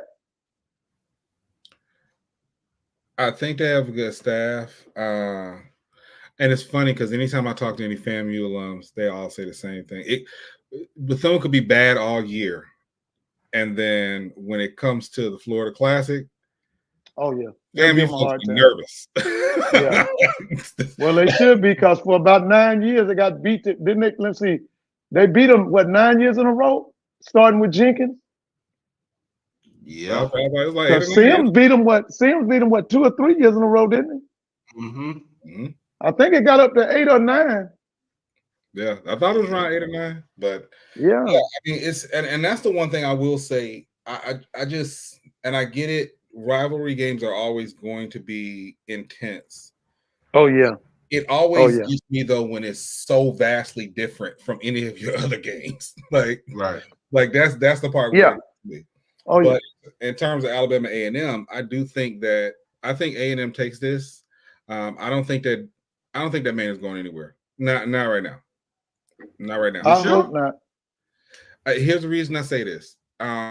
One, you have to buy him out of his contract. I do think that, and people can say what they want to, and I know this doesn't necessarily translate to the football field. He's a charismatic guy. Like I've often said, he's one of the most entertaining personalities in college football. Period. He's a comedian. He's a comedian. It attracts people. It excites people. And I think that charm does translate sometimes, particularly when you're recruiting. He's got to get some consistency. Well, the main thing is that, the last 2 years, Alabama State has been too physical. The physicality that Eddie Robinson has brought to that program has overpowered them. And you saw it but in this year's game. I mean, they were too physical for A&M. but Mr. Ford, they was physical even when Donald Ely was the head coach. The defense was always the defense always been physical. Yeah, but here's the thing. Donald Ely never had an offense coordinator. This guy went and got that high school guy, and I can see what he's doing. And I think they're gonna get better offensive. Now, the only thing I got with the offense coordinator at Alabama State right now, he doesn't use his tight ends enough. Okay, but there's a physicality, especially on Alabama State's defense, that A&M just ain't ready for right now. And I'm telling you, go back and look at the film. That defense was beating them physically. Oh, I was there. Yeah, that's what I'm saying. Listen, there's a physicality that A&M has got to catch up with. I think they do it with Bethune. Huh? I think they do it with Bethune. I think. I think they beat Bethune too. I do too. I think they beat. I'm just hoping that the president up there is Dr. Williams. I hope they don't make that decision talking about getting rid of him. Yeah. I just hope not. I hope not. But I do. I know Bullware, and I know that they go all the way back to Winston-Salem and all that. But his defenses, to me, they don't dictate tempo. They'll stop some things, but see that defense that Eddie Robinson them putting together, that defense will physically beat you down. They don't have that at A&M. Yeah. Last game for the SWAC, we got Lincoln, California, that little high school team out of Oakland, California, taking on FAMU down at Bragg Stadium, where you say, Mr. Ford, they brag different.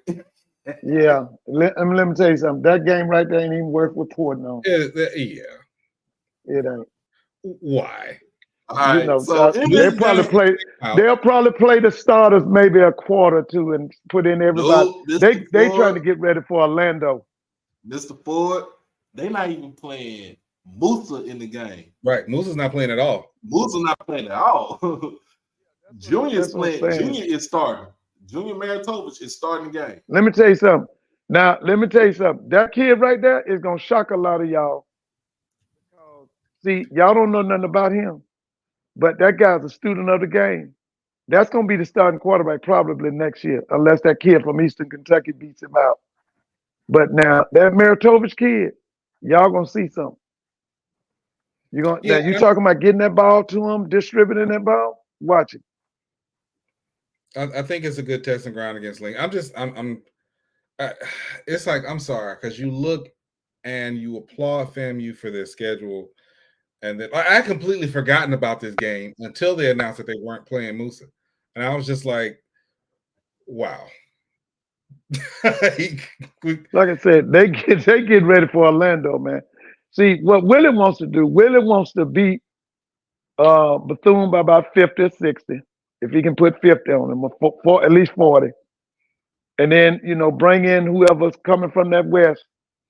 And then what their whole thing is, they march into that Georgia Dome, to that Mercedes-Benz Dome. That's their march. They want to break that record at 50,000. They want to have 60,000 if they'll let them. I don't know what, Grant's whole thing is. It's not about the people sitting up in the stadium. It's all about the eyeballs on the TV, which I don't agree with. But he only reserves 50,000 seats. But they're saying the FAM is saying that they should, with them coming and the history that they have in Atlanta, they should go up to over 60,000 seats because they feel like they can pack 60,000 in there. I think they can. I think they can too. Oh, I know they can. And I would even go further. Shoot, listen, 30,000 coming to see the marching 100. Yeah. And I'll say this much: it's not likely, even though it's kind of like my dark horse. If it would end up being Howard versus FAMU in the Celebration Bowl, Atlanta would be on fire. It would be. I don't see anything like, to me, when it comes down to it. Just Howard coming down to Atlanta, That would be nasty. It'd be beyond nasty. Well, let's be honest with you. Regardless of who comes, it's still going to be a big. I you got to remember now. At one time, this was FAMU's second home, so they're going to be in here. And then see the thing about you got to remember back in the day, FAMU was in the SIAC, and they used to come here and play Morris Brown and all them people. So you got all them people to come to the game that remember those days. So regardless of who comes from the MEAC, it's gonna be if they reserve 60,000 seats, they'll pack 60,000. Yeah, or more. I believe. Yeah, I believe. Yeah, I think that to get 60,000 for HBCU bowl game, that is beyond. Oh yeah. That's beyond what. Well, listen, that's beyond some of what these G5 schools do. State. That's what I'm saying. The last 2 years with Jackson State coming in here, listen, that's been one of the top 10 bowls in America. Yeah, with the 49 and 50,000. Shoot. Like you say, we beat all them G5 schools in attendance in they bowls. But this is what I'm telling everybody. This is going to be one of the best games on the field in the history of that Celebration Bowl. This is FAMU versus North Carolina Central. You got Trey Oliver defending his title against Willie Simmons. Man, do you know what that's going to be like? That's going to be cats and dogs, man. And don't sleep on Central. That's going to be a fight right there. Don't sleep. Yeah, but they gonna be like FAM. But you right. Yeah, they'll be a secondary because FAM gonna bring them. Looking at orange and green, gonna take over Atlanta. All I know is they're gonna take over Atlanta. I'm telling you, man. All I want to know is how many points FAMU's gonna score on Saturday. Is it gonna be 50? Is it gonna be 60? Is it gonna be 70? A lot how many points y'all gonna score on Saturday? Man, look here. I'm saying. I'm gonna say 59-7. I don't even think they score. I think they might. I don't think it's going to be a shutout. I don't think it's going to be a shutout. I don't even think they score. I don't even think they score. I don't either. Not I don't think they score either. That's the number one. I think. Be honest with you, FAMU has all the HBCU football. They have the number one defense, and the closest second that is real close to them will be Benedict. It will be Benedict. Listen. You know what? It's interesting you brought that up. I heard some stuff this week about that whole Benedict situation, and I was talking to some people here in Atlanta. That's, I was talking to some South Carolina State people, and they're saying that he's not their number one choice, and I can't believe that. But they're saying that what Coach Pugh is going to do, he's going to pick one of their own. He's going to pick one of their graduates, and that he's going to be the architect as the AD. And the people I talked to in Atlanta saying that the best, they all feel that this is it for him as his tenure at Benedict, that he's definitely out the door. But all of them feel that his best place is Southern. And so I was just, but they say that bringing outsiders to South Carolina State has not worked. That has not worked. They believe in inbreeding and have been successful with it.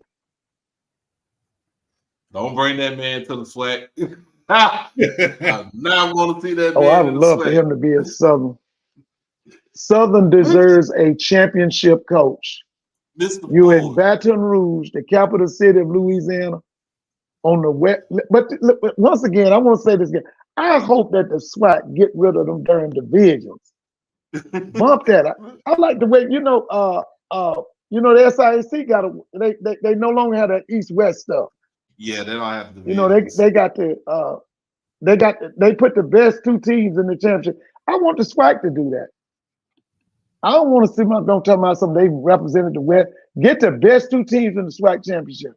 But you know what though? In a sense, with the SIAC, they did cut down on travel though too, because they only send a certain Yeah. amount of teams to Central State, and Central State will come to down to down south. But to get to the MEAC, we got Norfolk State And then versus that's Delaware another State. thing too. we got Norfolk State versus Yeah. Delaware State. I call this the toilet bowl game again. Yeah. uh, Behold. Behold, we go to the next game. Yeah. So Yeah. down in Orangeburg, the next game down in Orangeburg, got Morgan State versus South Carolina State. Both teams coming off a big win on Saturday. South Carolina State coming off a huge win against Howard, where they ran for 438 yards. The freshman Jawan Howe, who I'm glad Kobe brought put me on to him, because he gonna be nice in the MEAC, man. He gonna be nice. Corey Fields didn't have to do a lot. I think he is, His passing was terrible on Saturday, but he did have close to 100 yards. He only threw 11 passes, right? He only threw 11 passes. How many passes did he throw? 11. He was 3 for 11, 19 yards, and 1 You know what? interception. I love Buddy Pugh. Yeah, but listen, that Coach Wilson guy, I think this is Morgan State's game. Yeah. I'd be surprised if it's not. I think this, because I keep telling y'all, and I'm gonna say it again to everybody, they better go ahead on and beat Morgan State now. Because if he gets that there and gonna transfer portal quarterback that I hope he gets, baby, Morgan State gonna be in the championship question here, whether it be MEAC, Celebration Bowl, whatever. Because he's just a transfer portal quarterback away. That's all. You know what? I wish that kid from Alabama A&M would look at them. He's just a quarterback away. I'm gonna be honest with you. Morgan State, and this was brought up yesterday. They remind me of the '85 Bears. I mean, or we could say that this. It reminded me last night. They remind me of the 2000 Ravens. If the offense can give me 14 points, the defense takes over and do their job. And it's in a sense, and they are in the same boat as Alabama State. If the offense at Alabama State can give me 14 points, bumming them on defense is going to do their job. They might give you a takeaway in the score on defense, but as long as you give me like 14, keep the game ugly. I say, I'm gonna be honest with you. I got Morgan in this game tomorrow. Yeah, I got Morgan too. I agree. And as far as what you're talking about with Bubba and them, see, the thing with Alabama State now is with that offense they've running, that offense can grind up 8-9 minutes of the game at a time. And see, when you got a good defense, that means your defense will never burn out. They will always be rested. That's the offense helping out the defense. Because now the lead dog on Alabama State's team is without a doubt that defense. That defense is the lead dog.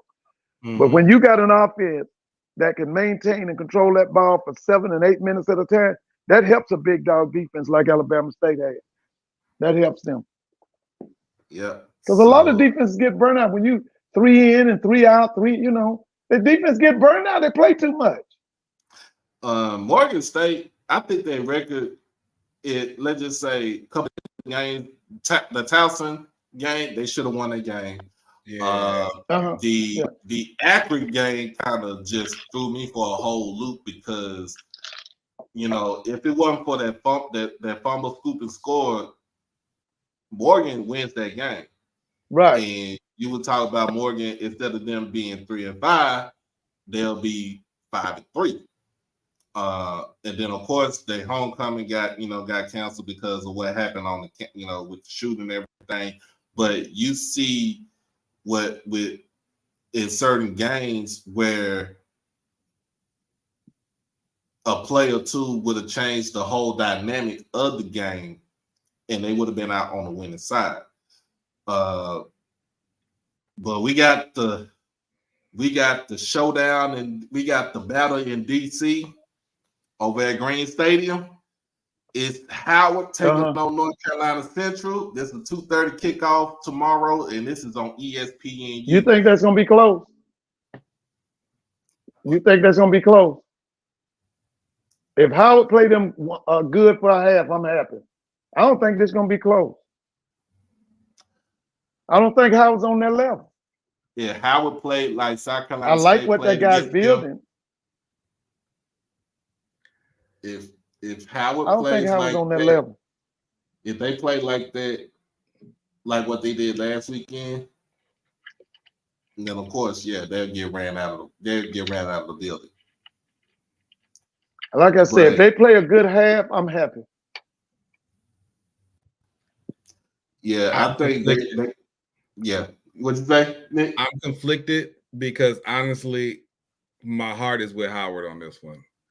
It is, and I get it. I see you see it on paper. You know, I understand that, but again, my heart is with Howard on this. And add to the fact, I mean, don't forget, Norfolk played Central pretty close. That was a 4-point spread. It was. It's not Central isn't invincible. Well, that was some familiarity because that's right. But see, that's Dawson Odom's going against his friend Trey Oliver. So that was a lot of familiarity going on right there.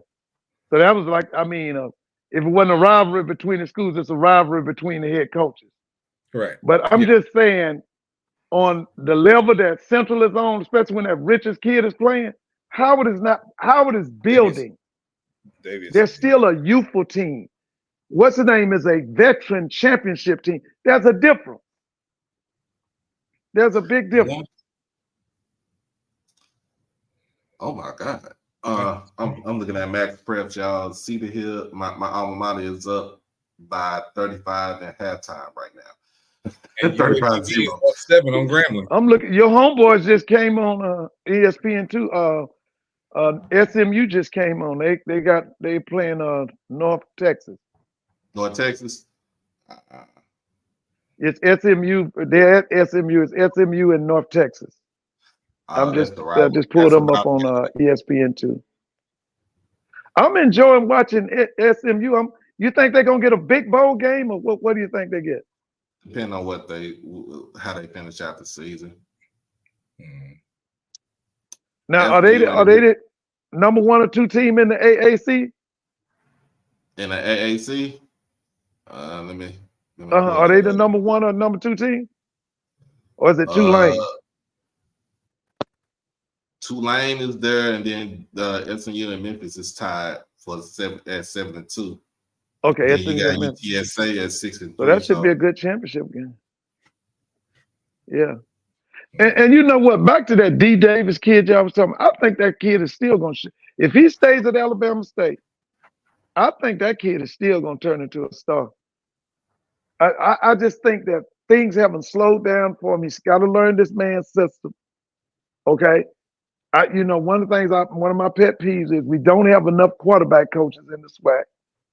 But I believe if he's patient, I think that he's going to be a star for Alabama State before he leaves. If he's patient. I'm sorry to say this, Mr. Ford, but if Damon Stewart does what he's supposed to do for the rest of the season, I think Demetrius Davis is gone. He gonna, because let me tell you something. That kid is that kid right there. That Damon, he's ahead of D on some things. It's certain things like he knows when to throw the ball out of bounds. That's was D's problem. D was always gunslinging and forcing stuff. See, he knows. It's the difference to me and them 2 kids is the mentality. It's in the head. But I'm gonna tell you this. I'm gonna say it again. I believe before Damon Stewart leaves Alabama State, he will lead them to a SWAC championship. I believe that.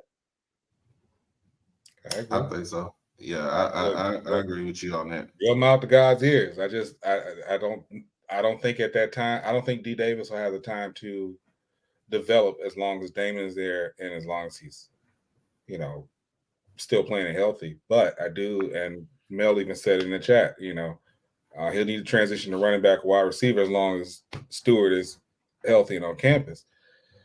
I think if he goes somewhere else, that's right. I agree with that. I'd like to see. Well, I agree with that. What you just said, because that's too much talent to have sitting on that bench. Like you said, I think you should right now. He should be at a running back or wide receiver. Preferably for me would be wide receiver or wing back. Yeah, I wouldn't have him rotting on the bench. I wouldn't have it. And then I would let him throw. I would have him do the wing back passes, the trick plays. You could do that with him because he's a utility guy. He can do so many things. But I would not let him rot on that bench. No, I wouldn't do that. I mean, that's essentially what Auburn did, and I mean, I think that messed with his mental a little bit in that. But yeah, I would vote for wide receiver. I would say that. I mean, you got at that point, if you got that's what I'm thinking. Wide receiver, Keyshawn Johnson, and D Davis. It's nasty. Oh yeah, that's sick. Oh yeah, yeah, that's sick. So, you remember Marlon Briscoe, right? Do y'all remember Marlon Briscoe? Yes, sir. Do y'all remember him? Mm-hmm. Marlon Briscoe. He was a quarterback for the Denver Broncos, and then he was traded to the Miami Dolphins. They made him a wide receiver, and he was a damn old good school. Yeah, old school. Yeah, best thing that happened in his career. Yeah, Marlon them was in the 60s. He played in the 60s and the 70s. Call him Marlon the musician. That's the same thing what happened. And we gonna talk back in the sweat with Randy Hines when he was the quarterback at Grambling, and then he got it to the. Oh yeah, and went to the Ravens and made him a wide receiver. Yeah, that's true. Yeah. We got a Rattler over here. What's going on, Ashley? What's happening, man?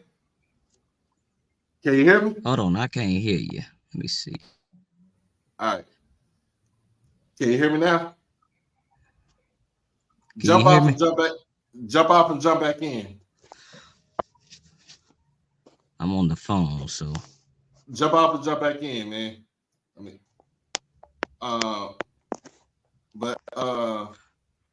hold on, let me start. We gotta get some D2 coverage on because we got 2 championship games tomorrow. It's gonna start off in the CIAA. That's right. One's in Atlanta. Mm-hmm. Yep. What time is that game? That game, I think it's a noon game, if I'm not mistaken. Let me check on there. Because the one here in Atlanta starts at 1 o'clock. So the CIAA game is Virginia Union versus Fayetteville State. That's a 3 o'clock kickoff at Salem, Virginia. First and foremost, shout out to Dr. Alvin Parker, CIAA Coach of the Year. Yeah. You think we can get him in the SWAC? Coach Parker?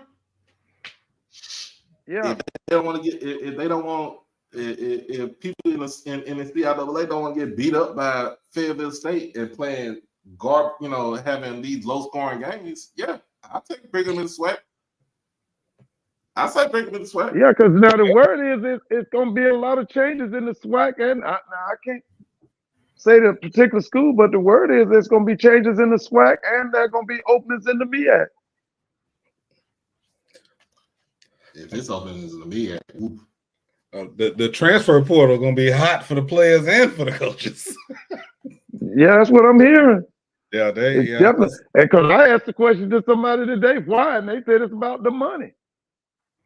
Because what those presidents or ADs are looking at, they saying that money that you get from that Celebration Bowl and all that stuff goes a long way.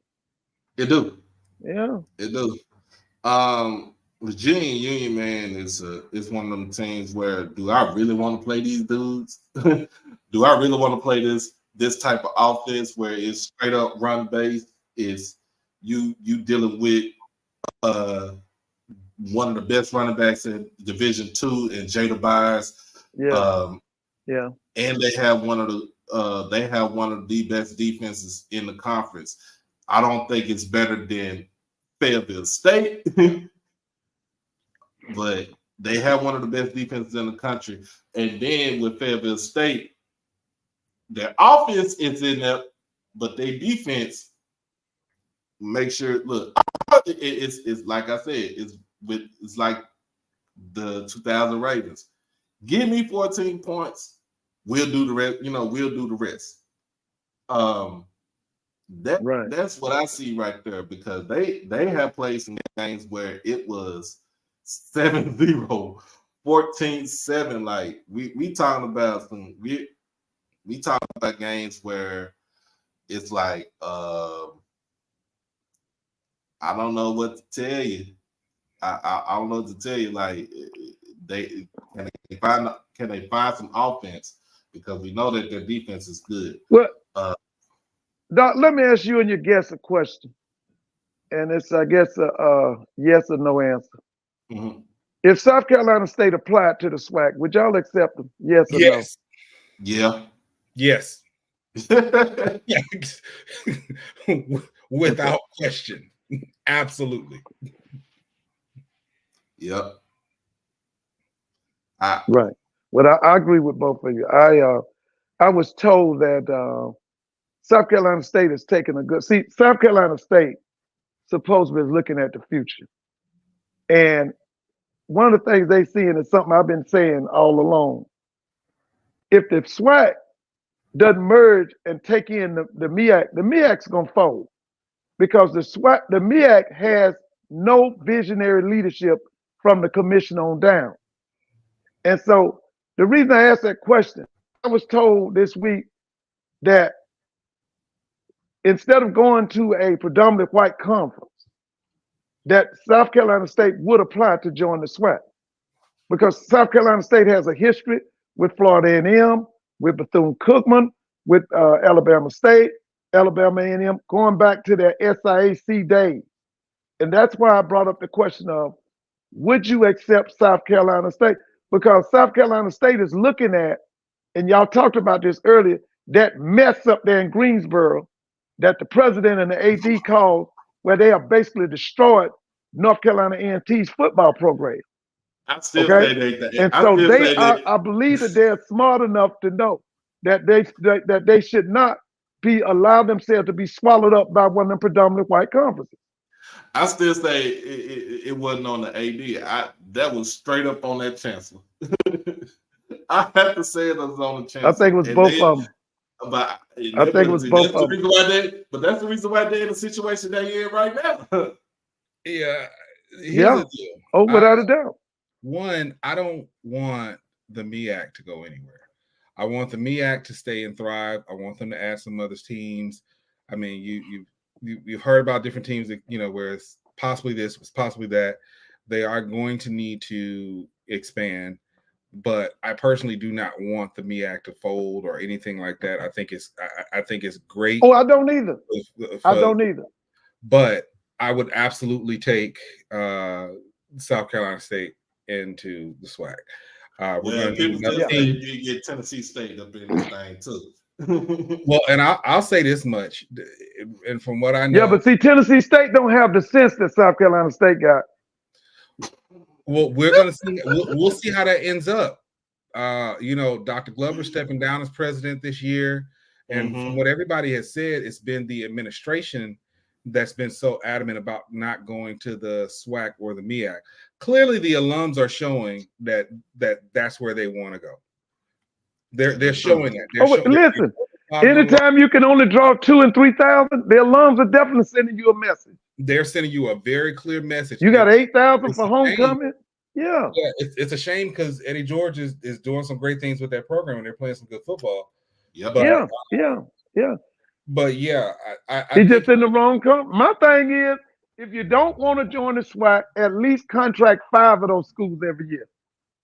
And for Tennessee State, that would be Alabama State, Florida A&M, Jackson State, Southern, Grambling.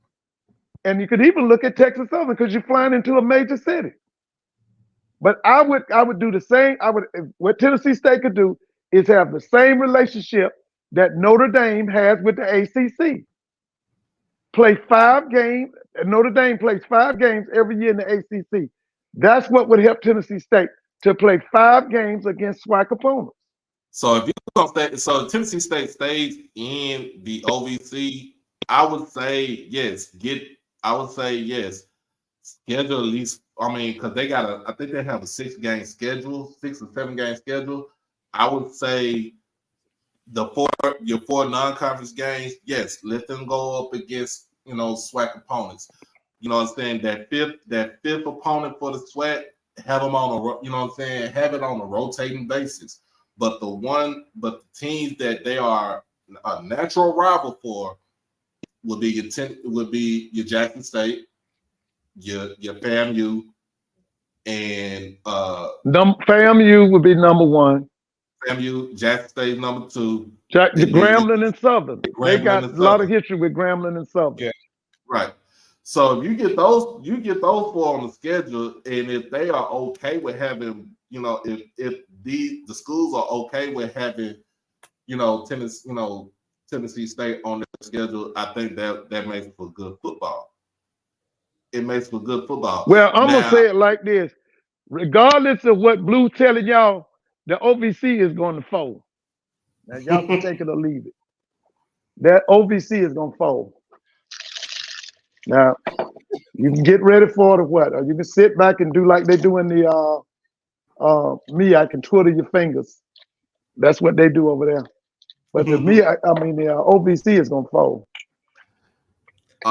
Sooner than later. So then we got the SIAC championship tomorrow. That's at Atlanta, Georgia, at Lakewood Stadium. I think that is a 12 o'clock kickoff right there. Benedict College versus Albany. Is it 12 or 1? Is it 12 or 1? Let me make sure. Let me see. Because I think it's 1, isn't it? 1 Eastern. It's 1 Eastern, so it's 12 o'clock. Yeah, that's 1 Eastern. Okay. Yeah. So it's at Lakewood Stadium. That's Cobb, DeKalb, Fulton, or Gwinnett. That's Fulton. Yeah, that's right off of it's wait a minute, it's called 166 Parkway. Now I think they named it after one of those councilmen. Langford Parkway, that's what it's called. Okay. You come down 7585 and you get off at 166 East. It takes you right to the stadium. Okay, so Miss Joyce said it's a 1 o'clock kickoff. It's a 1 o'clock kickoff Central. It's 2 p.m. Eastern, and that game is okay. It is on ESPN. And that's Central and Howard. That's Albany State. Central and Howard. Albany State Benedict. Man, I tell you, ain't nobody in Atlanta giving Albany State a chance. Man, they think the Benedict got a chainsaw, man. That's a true nobody backdoor. Nobody's giving them a chance. That's a true backdoor into a championship game right there. Yeah, they won the game against Fort Valley in the last 3 minutes. They made a quarterback change. It was 7-0. They tied the score, and then defense made a turnover. They won the game 13-7, I think, with in the last 4 minutes. 13-7, and then all the teams. So really, the like I said, the reason why this got set up was the fact that Albany State beat Miles the week before. Tuskegee, and don't forget, Albany State also lost their homecoming to Allen, and they lost to Edward Waters. Mm-hmm. But Tuskegee loses to Albany State. Fort Valley loses to Benedict, and they lose. Wait a minute. Did Tuskegee play Albany State? Tuskegee play Albany State this year? I didn't think so. Hold on, let me see. I'm looking at them. They didn't play Albany State this year. No, I don't think Tuskegee played Auburn State this year. They played Fort Valley. They played They Fort beat Valley. Fort Valley. They beat Fort Valley at the beginning. That's the That was the Red Tails opening Classic. game of the season. Mm-hmm. Classic, that's right. They beat them. Yeah. But they lost to Benedict on national TV. Oh, they got blown out. I watched the They game. got blown out the water. Man, they blew them. I mean, like they chainsawed them. Yeah, they blew them out. So they lost. So Albany State lost to Wingate, of course. Then they lost to Valdosta by 5, which I'm trying to figure out how the hell Right. did they even happen right there. I'm just trying to figure it out. Yeah, they did lose to Allen, and then they lost to Edward Water. So they lost 2 games in a row after that. Edward Water, yeah. Mm-hmm.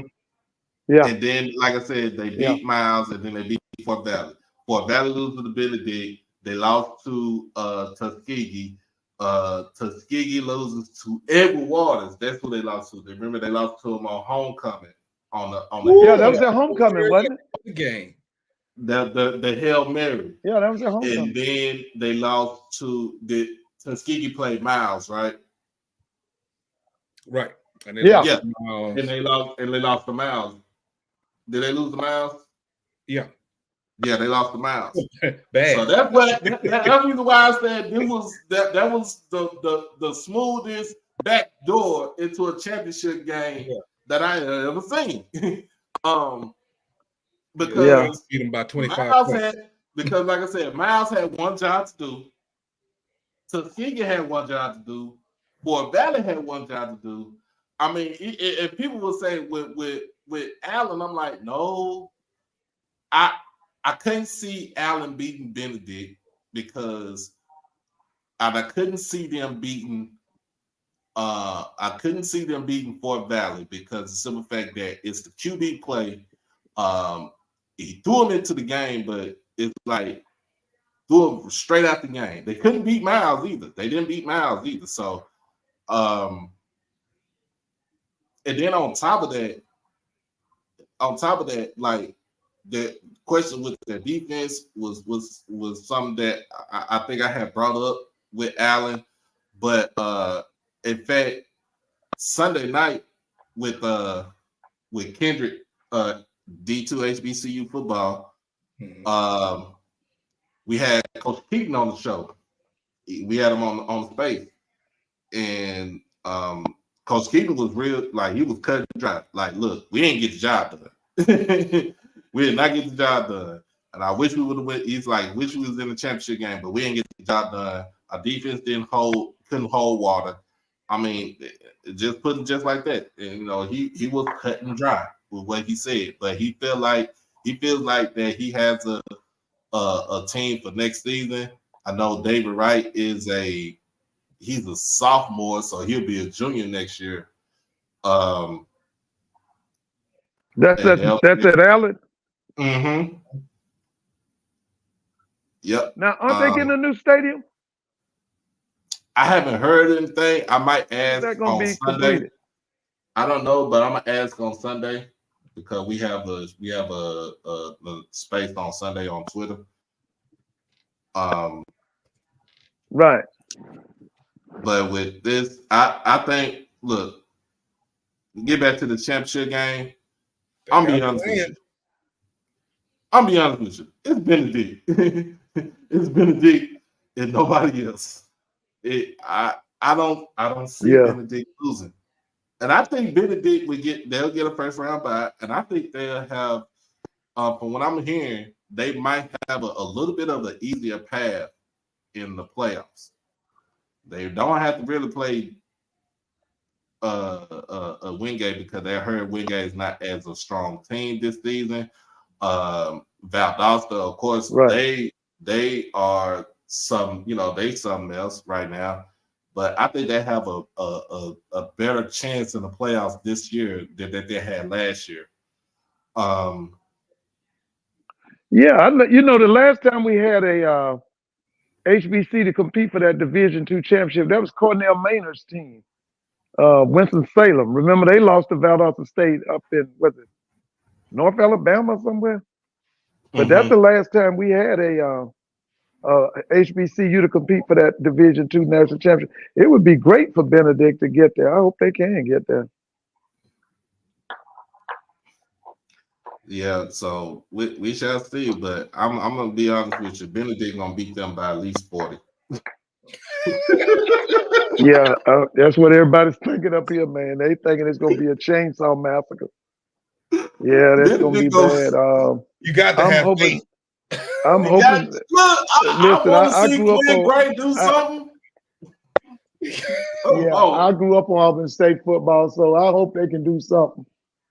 Because everybody else, man, they think that because these last 2 years, man, Benedict, Coach Chennisberry, and them just been dogging people out, man, over in this SIAC. They've been this year. I think wasn't it Miles that gave him a good game? Are you looking at their schedule? Yeah, didn't Miles play him a tough game? Yes, they did. What was that Miles score? It was 27-24. Benedict was up. Yeah. In that game, 21. In fact, they shut him out almost in the first half, and then Miles came back. And Coach Shea just told him to put the clamps on him, and it was a close game. The biggest shock of the year might have been that Miles beat Alabama State. That might have been the shock to the world this year now. That might have been the biggest upset in HBCU football. Didn't they beat Alabama State in Montgomery? Yeah, they did. It was the first time they beat us in the entire history of the series. Oh, for real? I would say yes. If you didn't see the type of football that Miles is playing. Ooh, it's nasty football too. It's and no excuses. They played some great football. We were still trying to figure out the QB situation. I would say it would be contender for the Shocker. But as you see the rest of their season, you see why. They're just playing good. They're just playing good football. Like, it is what it is. We were off our game and they were playing good football. When you get that together. What you think about Sam Shade in the SWAC as head coach?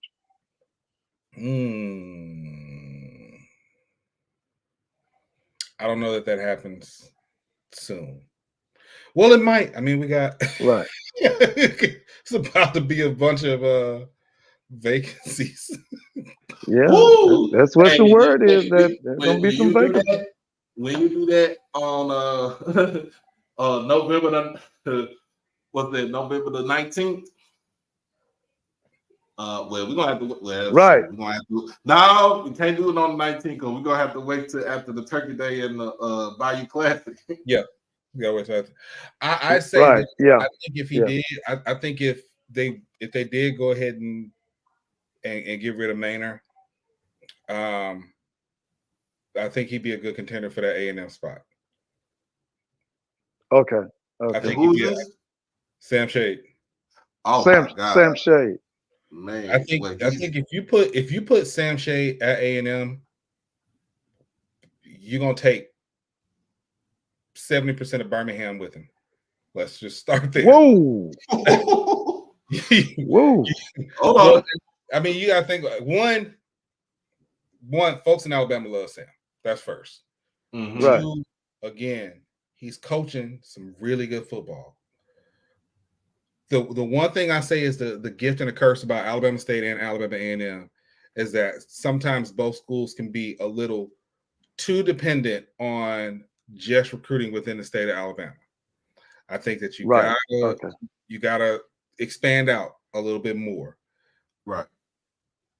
But that being said, again, you get Sam, a lot of Birmingham is coming with him. It's a whole different story. Yeah. I think you will get some of those kids from UAB that aren't getting the playing time that hell, that's how we got Damon. Right. So yeah, if he did that, I couldn't see him coaching at any other team but Alabama A&M. And that's if Maynard is gone. So what's your thoughts on Maynard? Do you think this year's Maynard swan song, or you think he comes back? I think he comes back, but Right. Okay. I know he's got a year left on his contract. I think he Right. comes back, but I do think that unless something spectacular happens next year for A&M, his contract isn't renewed. Okay. And if he if he loses Magic City for the third year in a row, he gone. Dr. Wynn's gonna be like, "Don't even call my office, my boy." Right. Yeah. No, it ain't even Dr. Wynn. It's gonna be A.D. Bryant. A.D. Bryant gonna be like, "Hey man, I don't know what to tell you." Yeah, I don't know what to tell you. He just so I think that he's earned enough sweat equity that they're gonna, they won't prematurely terminate his contract, but it's gonna have to be spectacular, and it's gonna have to be some key wins.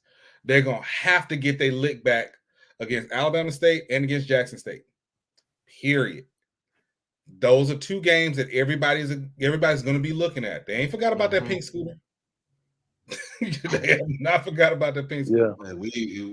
They hold it. And he hadn't done nothing since that pink scooter either, has it? Yeah, that program had been the same. No, because the year 21, he was 6-5. No, I take that back. He was 8-3. He was 8-3. Bama State was 6-5. Then 22 last year, he was 4-7. He was great. He was 4-7 last year. We were 6-5 because that was the first. Yeah. That was E-Rob's first year, and that was the first. Okay. That we had in 4 years. Okay, so yeah. So Bama State, we were 6-5 last year. They were 4-7. I'm talking about 21. Y'all was 4-7, or y'all 3-8. I think we were 4-7. 21. Okay, because y'all fired Ely. Y'all fired Eagley. What right before the season ended, or was it? Yeah, he was gone. He was gone before he played Turkey Day. Right. Yeah, right. That's right. He was gone. Yeah. He's up here with Georgia Tech now. Uh-oh. Speak of the devil. Oh, Lord. We got a bulldog on here. What's going on, Jay White? No, I'm just saying, we not up here talking about Sam Shade. It ain't no mention of Sam Shade up here. Y'all sure y'all want Sam Shade up there? So y'all might need him. Man, I listen. Turn your background down. Hold on. You got notes. No, I'm saying, man, it got one more year to get it right. But do you think he get it right next season? I mean, he has to. He has to do the same. However that comes, we're looking for him to compete in the East, man, and beat FAMU, Jackson State, Alabama State. He has to do that. If he can't do that, he got to go. Man, yeah, you're right. Yeah, there's no way around it. 2 years of Miz and Dion. You got Eddie Robinson, who everybody said he's the real estate guy. Yeah, but you got to look at it like this. Manning, he still has a winning record against Bama State right now, but he has to win next year against Bama State. Hey, what's your thoughts on your defense coordinator, Bolware? What you think about him? He has improved himself. He hasn't? He hasn't. Yeah, that's what I feel. To me, his defenses are not dominant. He doesn't control the tempo. They're not, but I think the only bright spot is Cedric Pearl. He's come in and done a tremendous job with the defensive line. Right. But Bowe's calling the signals, right? Yes. That to me, that's a problem. Yes. I'm I not mean, impressed with him. if it was up to me, I would just keep Pearl. Man, I'm gonna say it like this. What is Bronski Towns doing now? He's retired and happy. He just got named Hall of Fame. Yeah, Alabama A&M Hall of Fame. So he's retired and happy right now. So man, I've watched him for years. From the time I remember Coach Cruz. I saw John Starworth as a kid. Yeah. I saw Ronnie Coleman. You remember Ronnie Coleman? I remember Ronnie Coleman. But Yeah. a lot of people they look over. Shout out to Howard Ballard. They played on those Yeah, four. I saw Howard Ballard. Yeah, he played for Ray Green. Yeah, I think he should eventually be in the NFL Hall of Fame. He should at least get consideration. He played in 4 Super Bowls. Oh, he played. He That's blocked for right. Jim Kelly. we He talking played about with remember lineman Kemp and Howard them. Ballard? Yeah, Howard Ballard. Yeah, I didn't know Howard he Ballard. was Alabama A&M. Yes. Yeah, he was under Ray Green. He was that guy that was at Tennessee, Arkansas, LSU. He was at with Ray Green. What was the defense coordinator at LSU? Chavis. Yeah. See, I remember when Chavis was them was all there. But that boy was named Joey Kent. Remember Joey Kent? Yeah, his dad was. Yeah. His dad was on the staff at A&M. That's right. His dad was on the so staff. familiar. Joey Kent. Yeah. Joey Kent. I saw. You remember Lafayette Peyton Kemp? Manning, wide receiver. Yeah, Peyton Manning. wide receiver. I know, man. I flip my mind. I'm a Volunteers fan. Shit. Yeah, man, Joey Joey Kent is can from play. Huntsville. His dad that's coached right. at A&M. That's His right. dad is an A&M graduate. Okay. Yeah. See, I remember when A&M.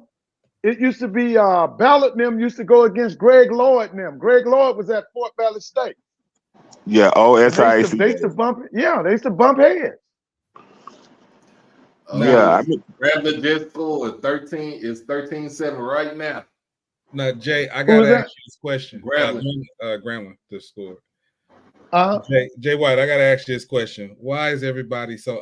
I am still having trouble understanding this. Why is Ed Reed still in everybody's mind about this? Because I saw you put in the comment that it needed to be Trey Oliver, Chennisberry, or Ed Reed. I just got to know. I mean, somewhere along those lines of a fiery coach that can, motivate the players and, get the job done, the lightning rod for the program, Ed Reed, if he can, temper his emotions, I think he would be, he could be reined in as a good coach, That's the only problem right there is making sure he, kind of get his emotions in check. Another thing nobody hasn't talked about, and he's up there in that DMV area, Anton Sewell. Yeah, I mean, he's being talked about now. Oh, yeah. He's being talked about. Ain't nobody. He's being talked about. But I think if Manning can't get it right in a year, I look for our AD to make a splash hire. So I mean, we're still upgrading in the football program. We're actually finna get a new jumbotron put in the stadium, and we're still getting that practice pavilion. So we're still trending upward. We just need someone to come in and take advantage of those new things that we're adding to the program and lead it in the right direction. Right. Oh yeah. But I think it's a lot of it's some coaches out there. I think somebody from of North Carolina Central might be ready in Matt Leone, who's he's definitely ready. Central. I think he's ready to be a head coach at somebody's school. To be honest with you, I wouldn't think about somebody trying to go after Eddie George and get him out of Tennessee State and bring him to the SWAC. Can I tell you why I don't think that'll happen? Yeah. Eddie is way too ingrained in Nashville. Right. That's right. He's vested. He is. It's home. That's on. He is way too ingrained. His wife Taj, she's way too ingrained. Like they are like hardcore. We love Nashville. This just happened to be the perfect storm for him to come in and coach in the city that he's already in, the city that he loves. He's not. And I think that they are. I think that they show him a level of love and respect that he might not get in other places. Because don't forget, I mean, it's not like everybody's starting to pay attention to it now, but it's not like Eddie just started putting these things together now. It's just unfortunately in with all the quote unquote celebrity hires, he got overshadowed by Dion during his time at Jackson State. No, that he's building a program. They're giving him the autonomy to build a program. He loves Nashville. Nashville loves him. He's not going anywhere. Okay. Oh, Blue just let me say that he wasn't Let me say that he wasn't overshadowed by Dion. He just didn't tell all them lies Dion told. That was the difference. See, Dion told a lot of lies, and he couldn't keep up with that. Well, I mean, in terms of dominating the news cycle. That's the only reason. See, one thing about Dion, that got him to do it. Yeah, see, he's a habitual liar, and he's got a different lie every time you hear it. Okay, but one thing about Dion, he ain't loyal to nobody, and Ed is not like that. There's two different mindsets there. Yeah, I think if Eddie just for whatever reason left Tennessee State, I would be shocked if he coached somewhere else, unless he just got the bug like that. You know, right? I think it was personal for him going to Tennessee State. Right. Let's see. But ain't nobody called Ed Reed because ain't nobody called Ed Reed since he had that meltdown. Yeah. Emotional. Prime didn't even call. Blue said Blue put up in there Courtney Cord from Central. Oh yeah, now Courtney's defense coordinator where? Yeah, I know Courtney. Courtney at one time was at Georgia. So yeah, where's he now? Where's Courtney Cord? And North Carolina Central. Yeah. He spent some time with Kirby Smart. I think ask Blue how many years was he at Georgia? Was it 1 or 2 or what? Another one I'm gonna say is another person that might be on the hot seat though.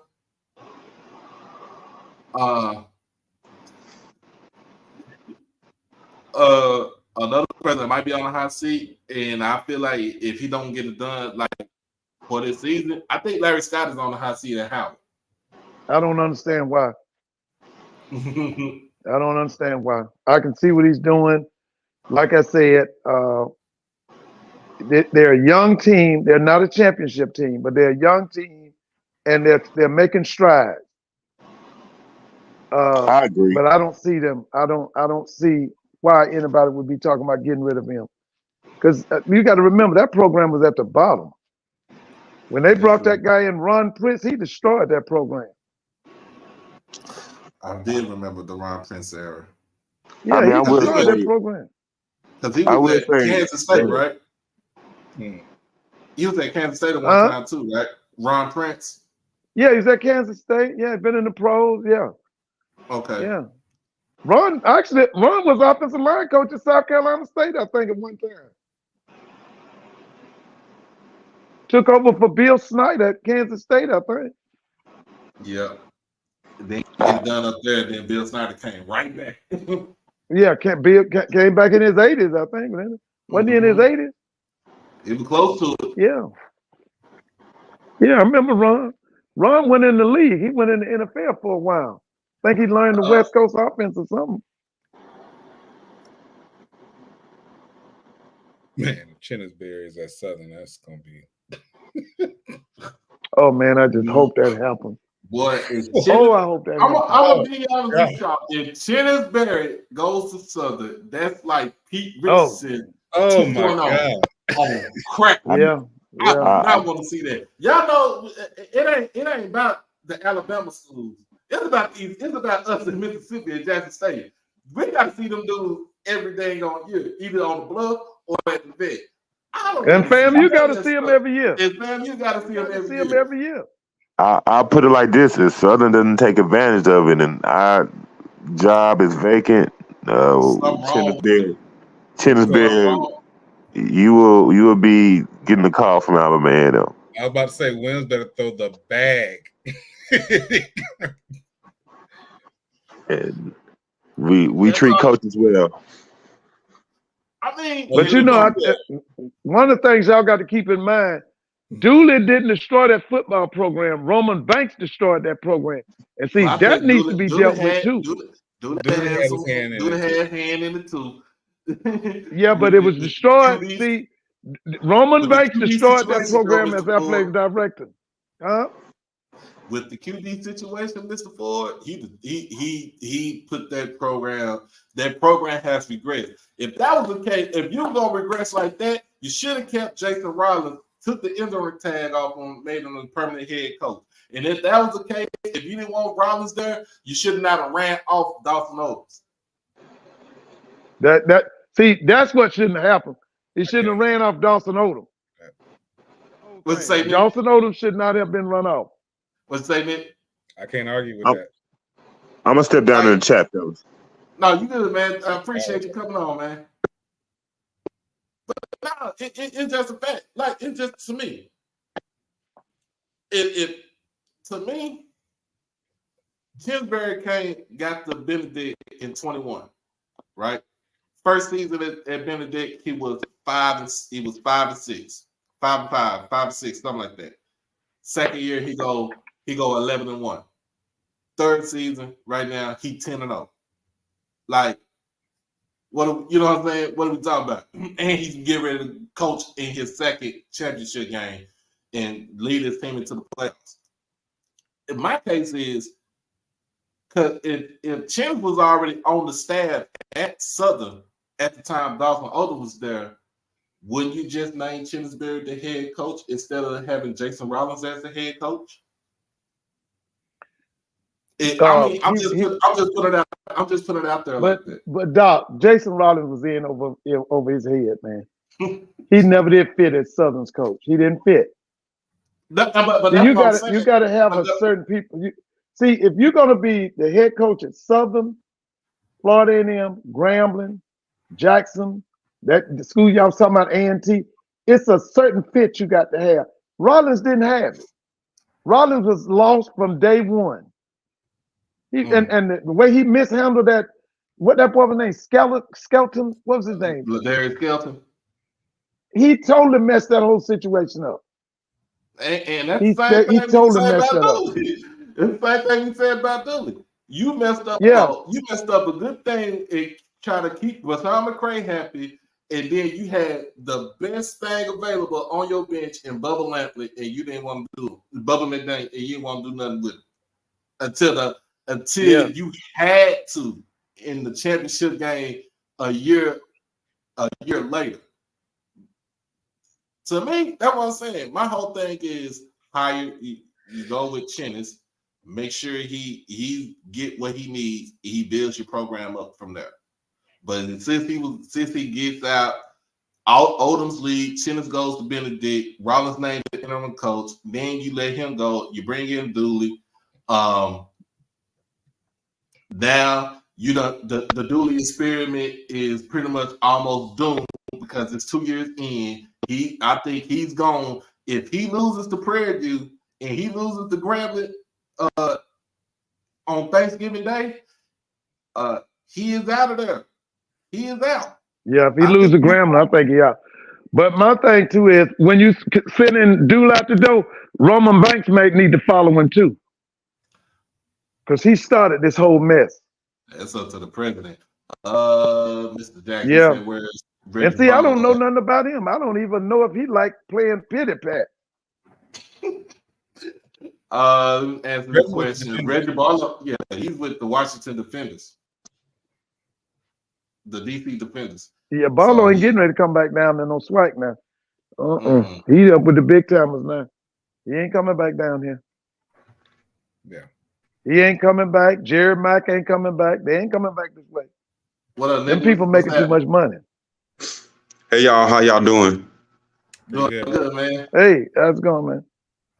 Hey, that's good. Hey, Mr. Ford and stuff. I know you know me and stuff. We both from Albany. Yeah, we both from Albany, Georgia and stuff. You know, I'm pulling for Albany State. Yeah, man. Yeah, I'm pulling for the whole part too. Hey, I got to pull for the Golden Rams. That's me. But real quick, just a few things I wanted to touch up on and stuff. I know y'all was talking about Dooley and stuff. If y'all want to, y'all don't. If y'all have time, go and look at one of the quarterbacks that got sitting on the bench called Jalen Woods that came right out of Georgia. I'm telling you how he throws the ball and stuff. He reminds me of Dwayne Haskins, and he reminds me of C.J. Stroud. His throwing motion. Just go and look at him stuff. That's the kid from. Is that the kid from Woodward Academy? Yeah, him. I think they 5A or 6A. Yeah, I know. Yeah, that's right. Prairie View. I know you're talking about Prairie View because a lot of people talk about our quarterback play and stuff, and it has gotten a bit better and stuff. I can say this: Jackson State starting quarterback, he really did surprise me. What he did against UAPB, and even last week, even though the game wasn't high scoring or this and that and stuff, it was ugly. Yeah, it was a little bit ugly, but one thing I will say is when he did complete passes and stuff, he always kept his composure. Even no matter how many times he got hit, he kept his composure. I'll say this. What was I going at? Prairie View A&M. Prairie View A&M got a whole quarterback. I think his last name is Dumas or Durham, or I forgot. He was a 5A. He was a 5A Texas State champion, sitting on the bench and stuff. So that's something. Well, homeboy, let me say this to you now. Let me say this. The way Florida A&M beat Prairie View at their homecoming, don't nobody want to see Prairie View no more. The last thing the SWAT need is for Prairie View to be in that SWAT championship. The way FAMU beat them, we don't want to see that again. We don't want to see. We want to see FAMU against Alcorn, somebody they hadn't played. But Prairie View, that's the last somebody we want to see. Yeah, and I understand that. We don't want to see that also again. Yeah, I understand that. I'm just talking about like the quarterback playing stuff and Demetrius Davis. Yeah, it is. And Demetrius Davis, he can switch positions and stuff, but I kind of feel some type of way. And stuff because when I did first see him play against Howard last year and stuff, to me, he showed me flashes of, and people can get mad what I'm about to say. You can go back and look. People can go back and look at the game, look at the tape. He reminded me of Vic when he was out there against Howard. How he moved, how he threw. You're talking about D. Davis. Yeah, D. Davis. To me, man, I don't like I don't like black quarterbacks switching positions and stuff.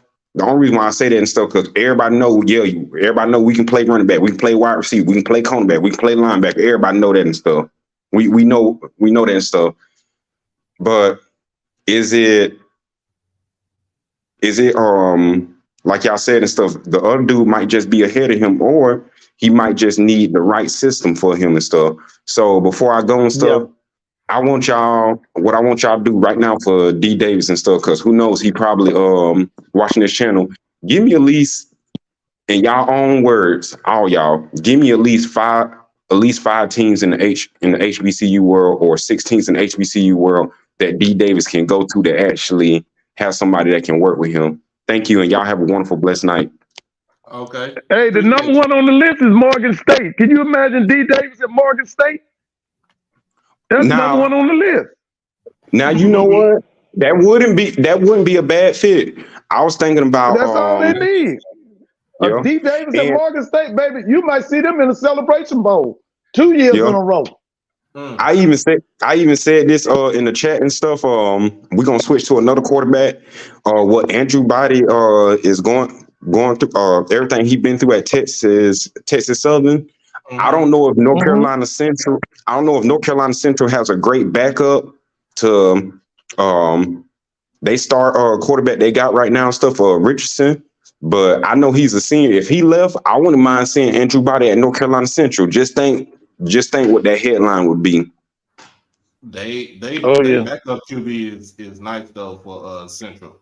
He Oh, played, yeah, he played in the game against A&T uh in the game and a half where Richard was out with that ankle injury. He did play uh I think his last name is Masters.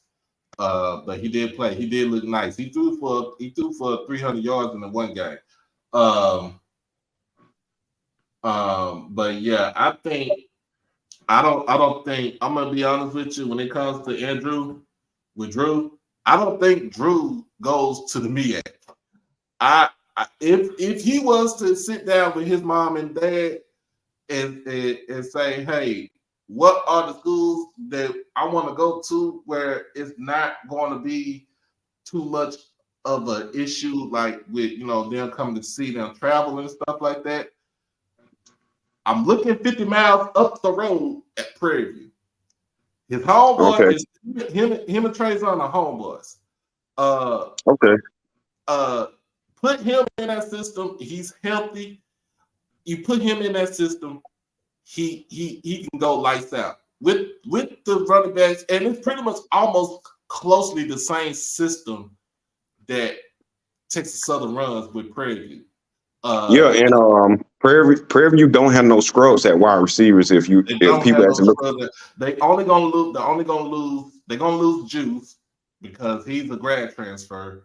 But I mean, if you go to Alabama A&M, I mean, it's cool, it's good, but what are you going to do to compliment him as far as with the weapons that he would have at Alabama A&M? You know, because I mean, Alabama A&M and stuff. They got they do have the wide receivers. I think when it comes to Alabama A&M, they beat the players and coaching. They beat themselves. They beat themselves a lot. And what I mean by that and stuff, it's, how should I put this? They make something more complex than it has to be. Yeah.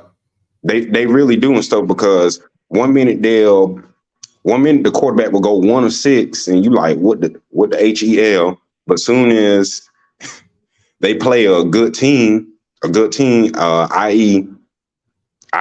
Jackson State or i.e. a FAMU and stuff. Mm-hmm. Well, homeboy, let me ask you this question. Homeboy, yeah. Let me ask you this question. Okay, presupposing FAMU and North Carolina Central meet up in this Celebration Bowl, who you got and what's your score? Oh, that's hard. Give me, you got the Rattlers or you got the Eagles? Who you got? Ooh, damn. Hey, that's a question right there. Well, what kind of score you got? Is it 50-49 or 7-0 or 13-7? What you got? Damn. All right. Shit, you just put me on the spot. Okay. I'm gonna give you 2 scores. Okay. I got North Carolina Central 28 to 24. Okay. But if I'm gonna say this, if FAMU shows up and had that mentality, that bone crushing mentality, we ain't never scared. I got 31 to 28, or you know what, baby? FAMU winning. 31. Yeah, FAMU winning. I got 31 to 28, FAMU winning, and I got Jeremy Musa throwing for at least 265 yards, 3 tubs. And I got Richardson on the other side. Even though he'll lose and stuff, I got him throwing for at least close to 300 yards. Well, what kind of attendance you talking? You think it's 60,000 in the dome or 50,000? What you got? All right, attendance. So if this not me being actually show up and show out. My fault. I'm breaking up still. Yeah, you good now? Oh damn. Yeah. So if our people actually show up and show out, I got Right. I say 50,000. 50,000. I say Because I'm thinking they break the I say record at set least by Jackson State. yeah. And the only reason why I'm saying that because you said and you taking home people up that You still breaking up. You breaking up. Uh-oh. You breaking up. Might be my connection. I'll call back in. All right. I'll say this much, and I'm gonna have to hop after I say it. Yeah, we're gonna shut this down a little bit. I'm saying it's gonna be 50,000 attendance. Mm-hmm. Okay, 50,000. 50,000 attendance. So, so that means that Grant. No, right? Because 50,000 is the record, right? Yeah. Last year, Jackson, that game had 50,000, right? Yeah, we had a little bit over 50,000. A little over 50. But they opened up the third. Okay. They opened up the third tier in the stadium. I say it'll be 50,000 in there, 10,000 already at the after parties. But even though Musa, to this point, has thrown for more yards than Davius Richard, I still think it's going to be. I think it's. I'm saying 38-35 NCCU with a last minute field goal. That's what I think happens. So you picking highly competitive. You picking the Eagles. I'm picking the Eagles. I said a couple of weeks ago, I don't see how Central does not take it all the way. I don't like. What's the record? So what's the record so far as the MEAC versus the SWAC in the Celebration Bowl? The SWAC has one victory. That's Grambling. 8-1. And we've lost how many games? We lost. Let's see. We got 2 against. We lost 2. We lost 4 with Alcorn. Wait a minute. Because A&T has won it, what, 4 times? How many times did A&T win the Celebration Bowl? 4. Yeah. They won 4 times. Grambling is the only team to win it from the SWAC. So y'all don't think that the next team to win from the SWAC will be the Rattlers? Isn't it time for FAMU to do that thing? I'm going to be honest with you, Mr. Ford. Against this Central team? Look. Yes, I think they do it. I think it's going to be one of the best games ever. I agree with you. And I don't think that Central is going to blow out FAMU.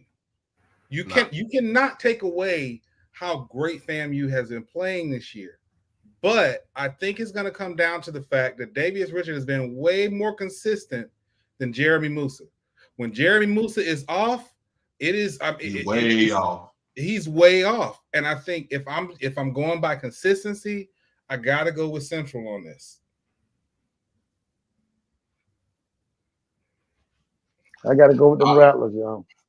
But hey, I think it's the year of Rattlers. Look, I want FAMU. Yeah, me too. I want FAMU to win. We need a rap from the SWAC, other than to say Grambling is the only one that won it. But I'm gonna throw a curveball. Let's just say, if Rattlers don't jump on me, if Alcorn gets the best of y'all in the championship game, let's just say they get to the championship game, if Alcorn get the best of FAMU, what's the story then? That ain't happening, Doc. I'm just saying. That ain't happening. That ain't happening. Man, this the year them Rattlers, baby. This the year them Rattlers, baby. Listen, I don't hate the Rattlers. This the year them Rattlers, baby. I play devil's advocate. You know what I'm saying? No, I'm playing devil's advocate. I think Alcorn gonna play a good game, but this year them Rattlers, man. Let's take everything. That thing gonna be Central, and it's gonna be Central and them Rattlers at that Mercedes Dome. That's all. Listen, don't nobody matter but them two. I like Alcorn. I like the way they're playing, but the difference maker is you're talking about the SWAC championship being played at Bragg. At Bragg. What they got? They done won 17 in a row. What they won? As much as I love Alcorn, Yeah, me too. I like Fraser. Bragg is not for the weak. Listen, they won what, 17 in a row? Ask Mr. Campbell how many games they done won in a row. I thought it was 18. 18. Is it 18? I thought it was 18 in a row. After tomorrow, gonna be Yeah. after tomorrow. After that scrimmage game tomorrow. Yeah, that's what it is. And then the championship game, because you add that too. Yeah, Mr. Campbell said 18 in a row. Yeah. 18 in a row, baby. So you can sit here and say, in the year of the Rattlers, since in the years that the Rattlers have been in the SWAC, they done and let's count when they were in the season with 20 wins at home. Yeah. So let's think about it this way. Last year, the two closest teams to beating FAMU in the SWAC were Grambling and Alabama State. Yep. Both of those were away games. Right. It's a completely different setting when you go down to Tallahassee and you step into Bragg. Completely different. And I don't think that Alcorn is going to be able to beat them. Now, I say that because Celebration Bowl is a different beast. It's a neutral site. Right. Central is the most consistent team in HBCU football right now. In the last 2 years, though. But now let's go back to your statement about that neutral. Now, you know, when FAMU play in Atlanta, they're gonna have 50,000 of them people with that orange and green on. You know that, right? You know the difference? It ain't gonna be neutral. They're not gonna be able to sit right behind the football players. You're not gonna have the distraction committee sitting on the bench. Thick 36 ain't gonna be able to walk down to Central and get you. So yeah, it's gonna be a lot of Rattlers there, but it's not home field advantage like that. And again, I think that Central has been so consistent, and Davius is a more consistent quarterback than Musa. Like, I think Central takes it. I want FAMU to win. Now, please believe we will never hear the end of it. We will never hear the end of it. Well, I'm gonna have to block Mr. Campbell. We're just gonna have to put him on. We're gonna have to put him on the newsletter, because look, it's gonna be this. It's gonna be either Mr. Campbell, they brag different if they win the Celebration Bowl, or I gotta hear my bro, Josh Fields Sr. talk mad noise about his Central Eagles. Well, that he played with and he coached with. Like, you gotta hear that. Which one do I want to choose? I can deal with Josh a little bit. Mr. Campbell talking about he's gonna pull up to the house. He's gonna pull an Escalade up with the house with a bull to my house with a bullhorn. No. See. Yeah. I personally want FAMU to win. I do. I personally want them to win. I don't see. I don't see it. I'm gonna be honest with you. I really don't see it, but we shall see what happens tomorrow against Howard, because I feel like Howard's gonna give them a game, especially at Green. For that little small rinky-dink stadium that they got up there, I think it's hard for teams to go up there and try to win a game. You know what I'm saying?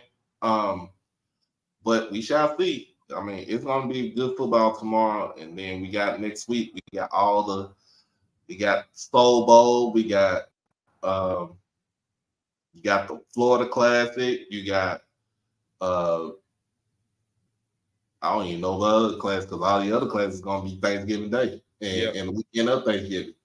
Yep. Yeah. I had Soul Bowl gonna be sick though. I had to make my way up for that one. Man, it's been a minute since I've been to the Soul Bowl. Soul Bowl, last time I was at Soul Bowl, my last year at Jackson. Yeah, I'm at, and I can't do that. So, you know, I have to make it a work trip. see, man, but go in and on this note, man. So we're gonna come back on here and we're gonna see what he got. We're gonna see what you got for the rest for the week.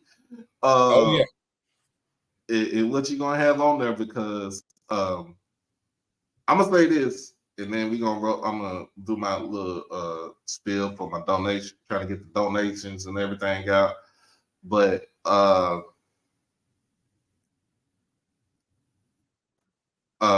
we'll be back on here. I'm gonna hit you back up on I'm gonna hit you up on Sunday night. So that way, I'm gonna hit you back up Sunday. I'm gonna hit you back up Sunday afternoon.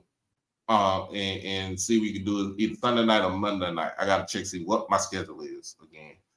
Okay. I think he changed it. But all right, man. I appreciate you, man. Make sure y'all tune. Make sure y'all check out HBCU Twitter Weekly on Twitter. Go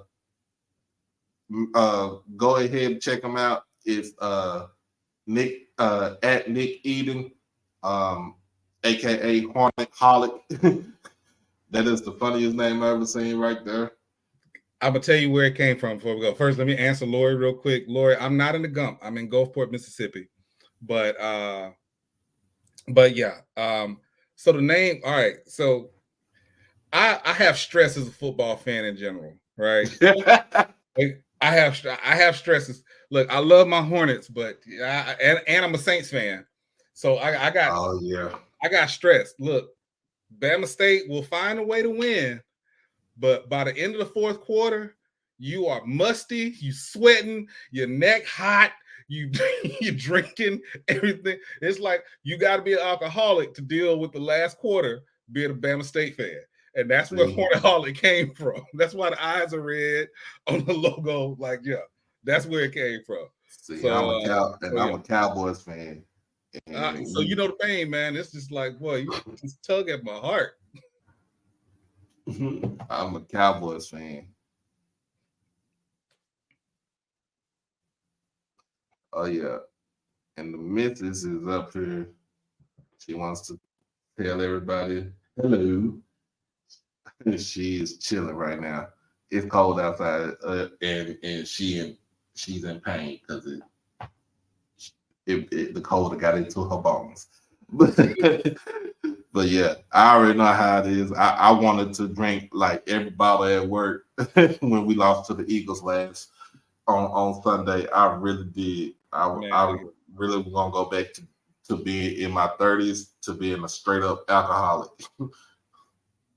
I was like, which vice do I want to use? Do I want to use reefer or do I want to use alcohol?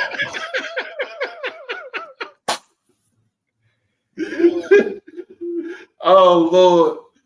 Oh man. I just want to say it just like that. But nah, man, appreciate you for coming on, man. We're gonna get this thing back up next week. I'll let you know when everything goes according to plan, and I'll send you the invite as always, man.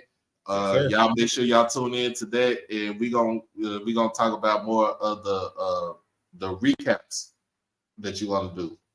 Yes, we can bring them on here so everybody can actually see it. Yeah, man. Yeah. All right, man. Appreciate you. I appreciate you, brother. All right. Man, that's Nick. Man, that was a good show, y'all, tonight. I'm gonna be real good. I'm gonna be real honest with y'all. This was a good show. Got my boy Kaz up in here. What's happening? I ain't see you up in here, man. Make sure y'all check out if you try to still do the donation to get me down to the SWAC championship game. We already got the housing, we got the transportation, and we got the game ticket set up. I just need to make sure we get the gas and we get some food down that way for to and fro. But make sure you want to hit the Cash App up, HBCU OverDrive. Also, hit up PayPal, David Smith 1925, or Zelle, David E. Smith 30 at gmail.com. Make sure you hit those up. We try to get everything settled up. We got I got 2 weeks left before I close out this initiative, because I don't want to try to do anything afterwards, because I want to make sure that I'm focused more on trying to get everything set up to get down there. But if you need to see what's up, you could talk to Mr. Campbell, Dr. Lori, Dr. P.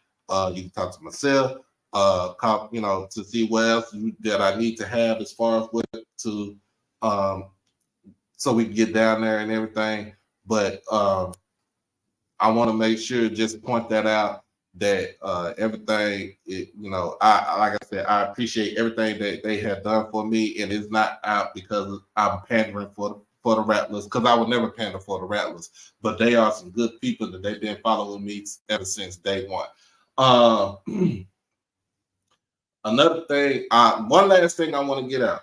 I do not appreciate the folk, that same dude that I talked about earlier. I do not appreciate y'all going up under the kids, these players, comments and everything, calling them pussies and stuff like that. Look at yourself in the mirror, because that's you the biggest one that to go out there and call them stuff like that. And I'm gonna be real honest with you. That was I'm gonna be real honest with you. I'm gonna go into my Texas talk. That was some whole ass shit. Excuse my language, but that was some whole ass shit. So the next time you want to go up under the player's profile or they page and talk noise about some stuff they want to do to see their friends, watch them play and stuff like that at another school, you can come see me. You can come see me. It don't matter. And you say you a fan of Jackson State? No, you ain't. You ain't a fan of Jackson. You ain't a fan of the blue and white nation. You're not a fan. You just a person that wants anarchy. And I don't care what y'all say about me on your live or anything like that. I don't care. You ain't got the balls enough to come on my stuff. Don't say nothing. But yeah, those dudes, man, those some good kids. They don't need to be treated like that. They don't need to be talked to like that. They dare to play a game and get their education, and let it be just like that. To get their education and play a game. So all that nonsense, you going up under the kids' profile and stuff, talking noise because they going to go see their old coach. And for one player, he been with that dude ever since he was in elementary, middle school. I don't want to hear it. I don't want to hear it. That's it's lame ass shit, man. It's lame. Very lame. It's very lame. And you doing that, you talking about that for clicks and views, all right, you gonna have it, but you're gonna have a lot of folks that's down with that blue and white, that's down with 1400 J.R. Lynch Street. They're gonna be up on your ass. And it ain't gonna be nothing to stop it. It ain't gonna be nothing to stop it. I'ma just watch it. I'ma just watch everything play out. But man, look, appreciate everybody for coming on. I ain't did a 3 hour live in a minute, but We'll be back on here tomorrow night. I'm getting off of work at 8 o'clock. So tomorrow night at 9, it is the recap of all games from Saturday night. Also recap from game tonight. And we'll still do an actual preview of the game for Sunday afternoon.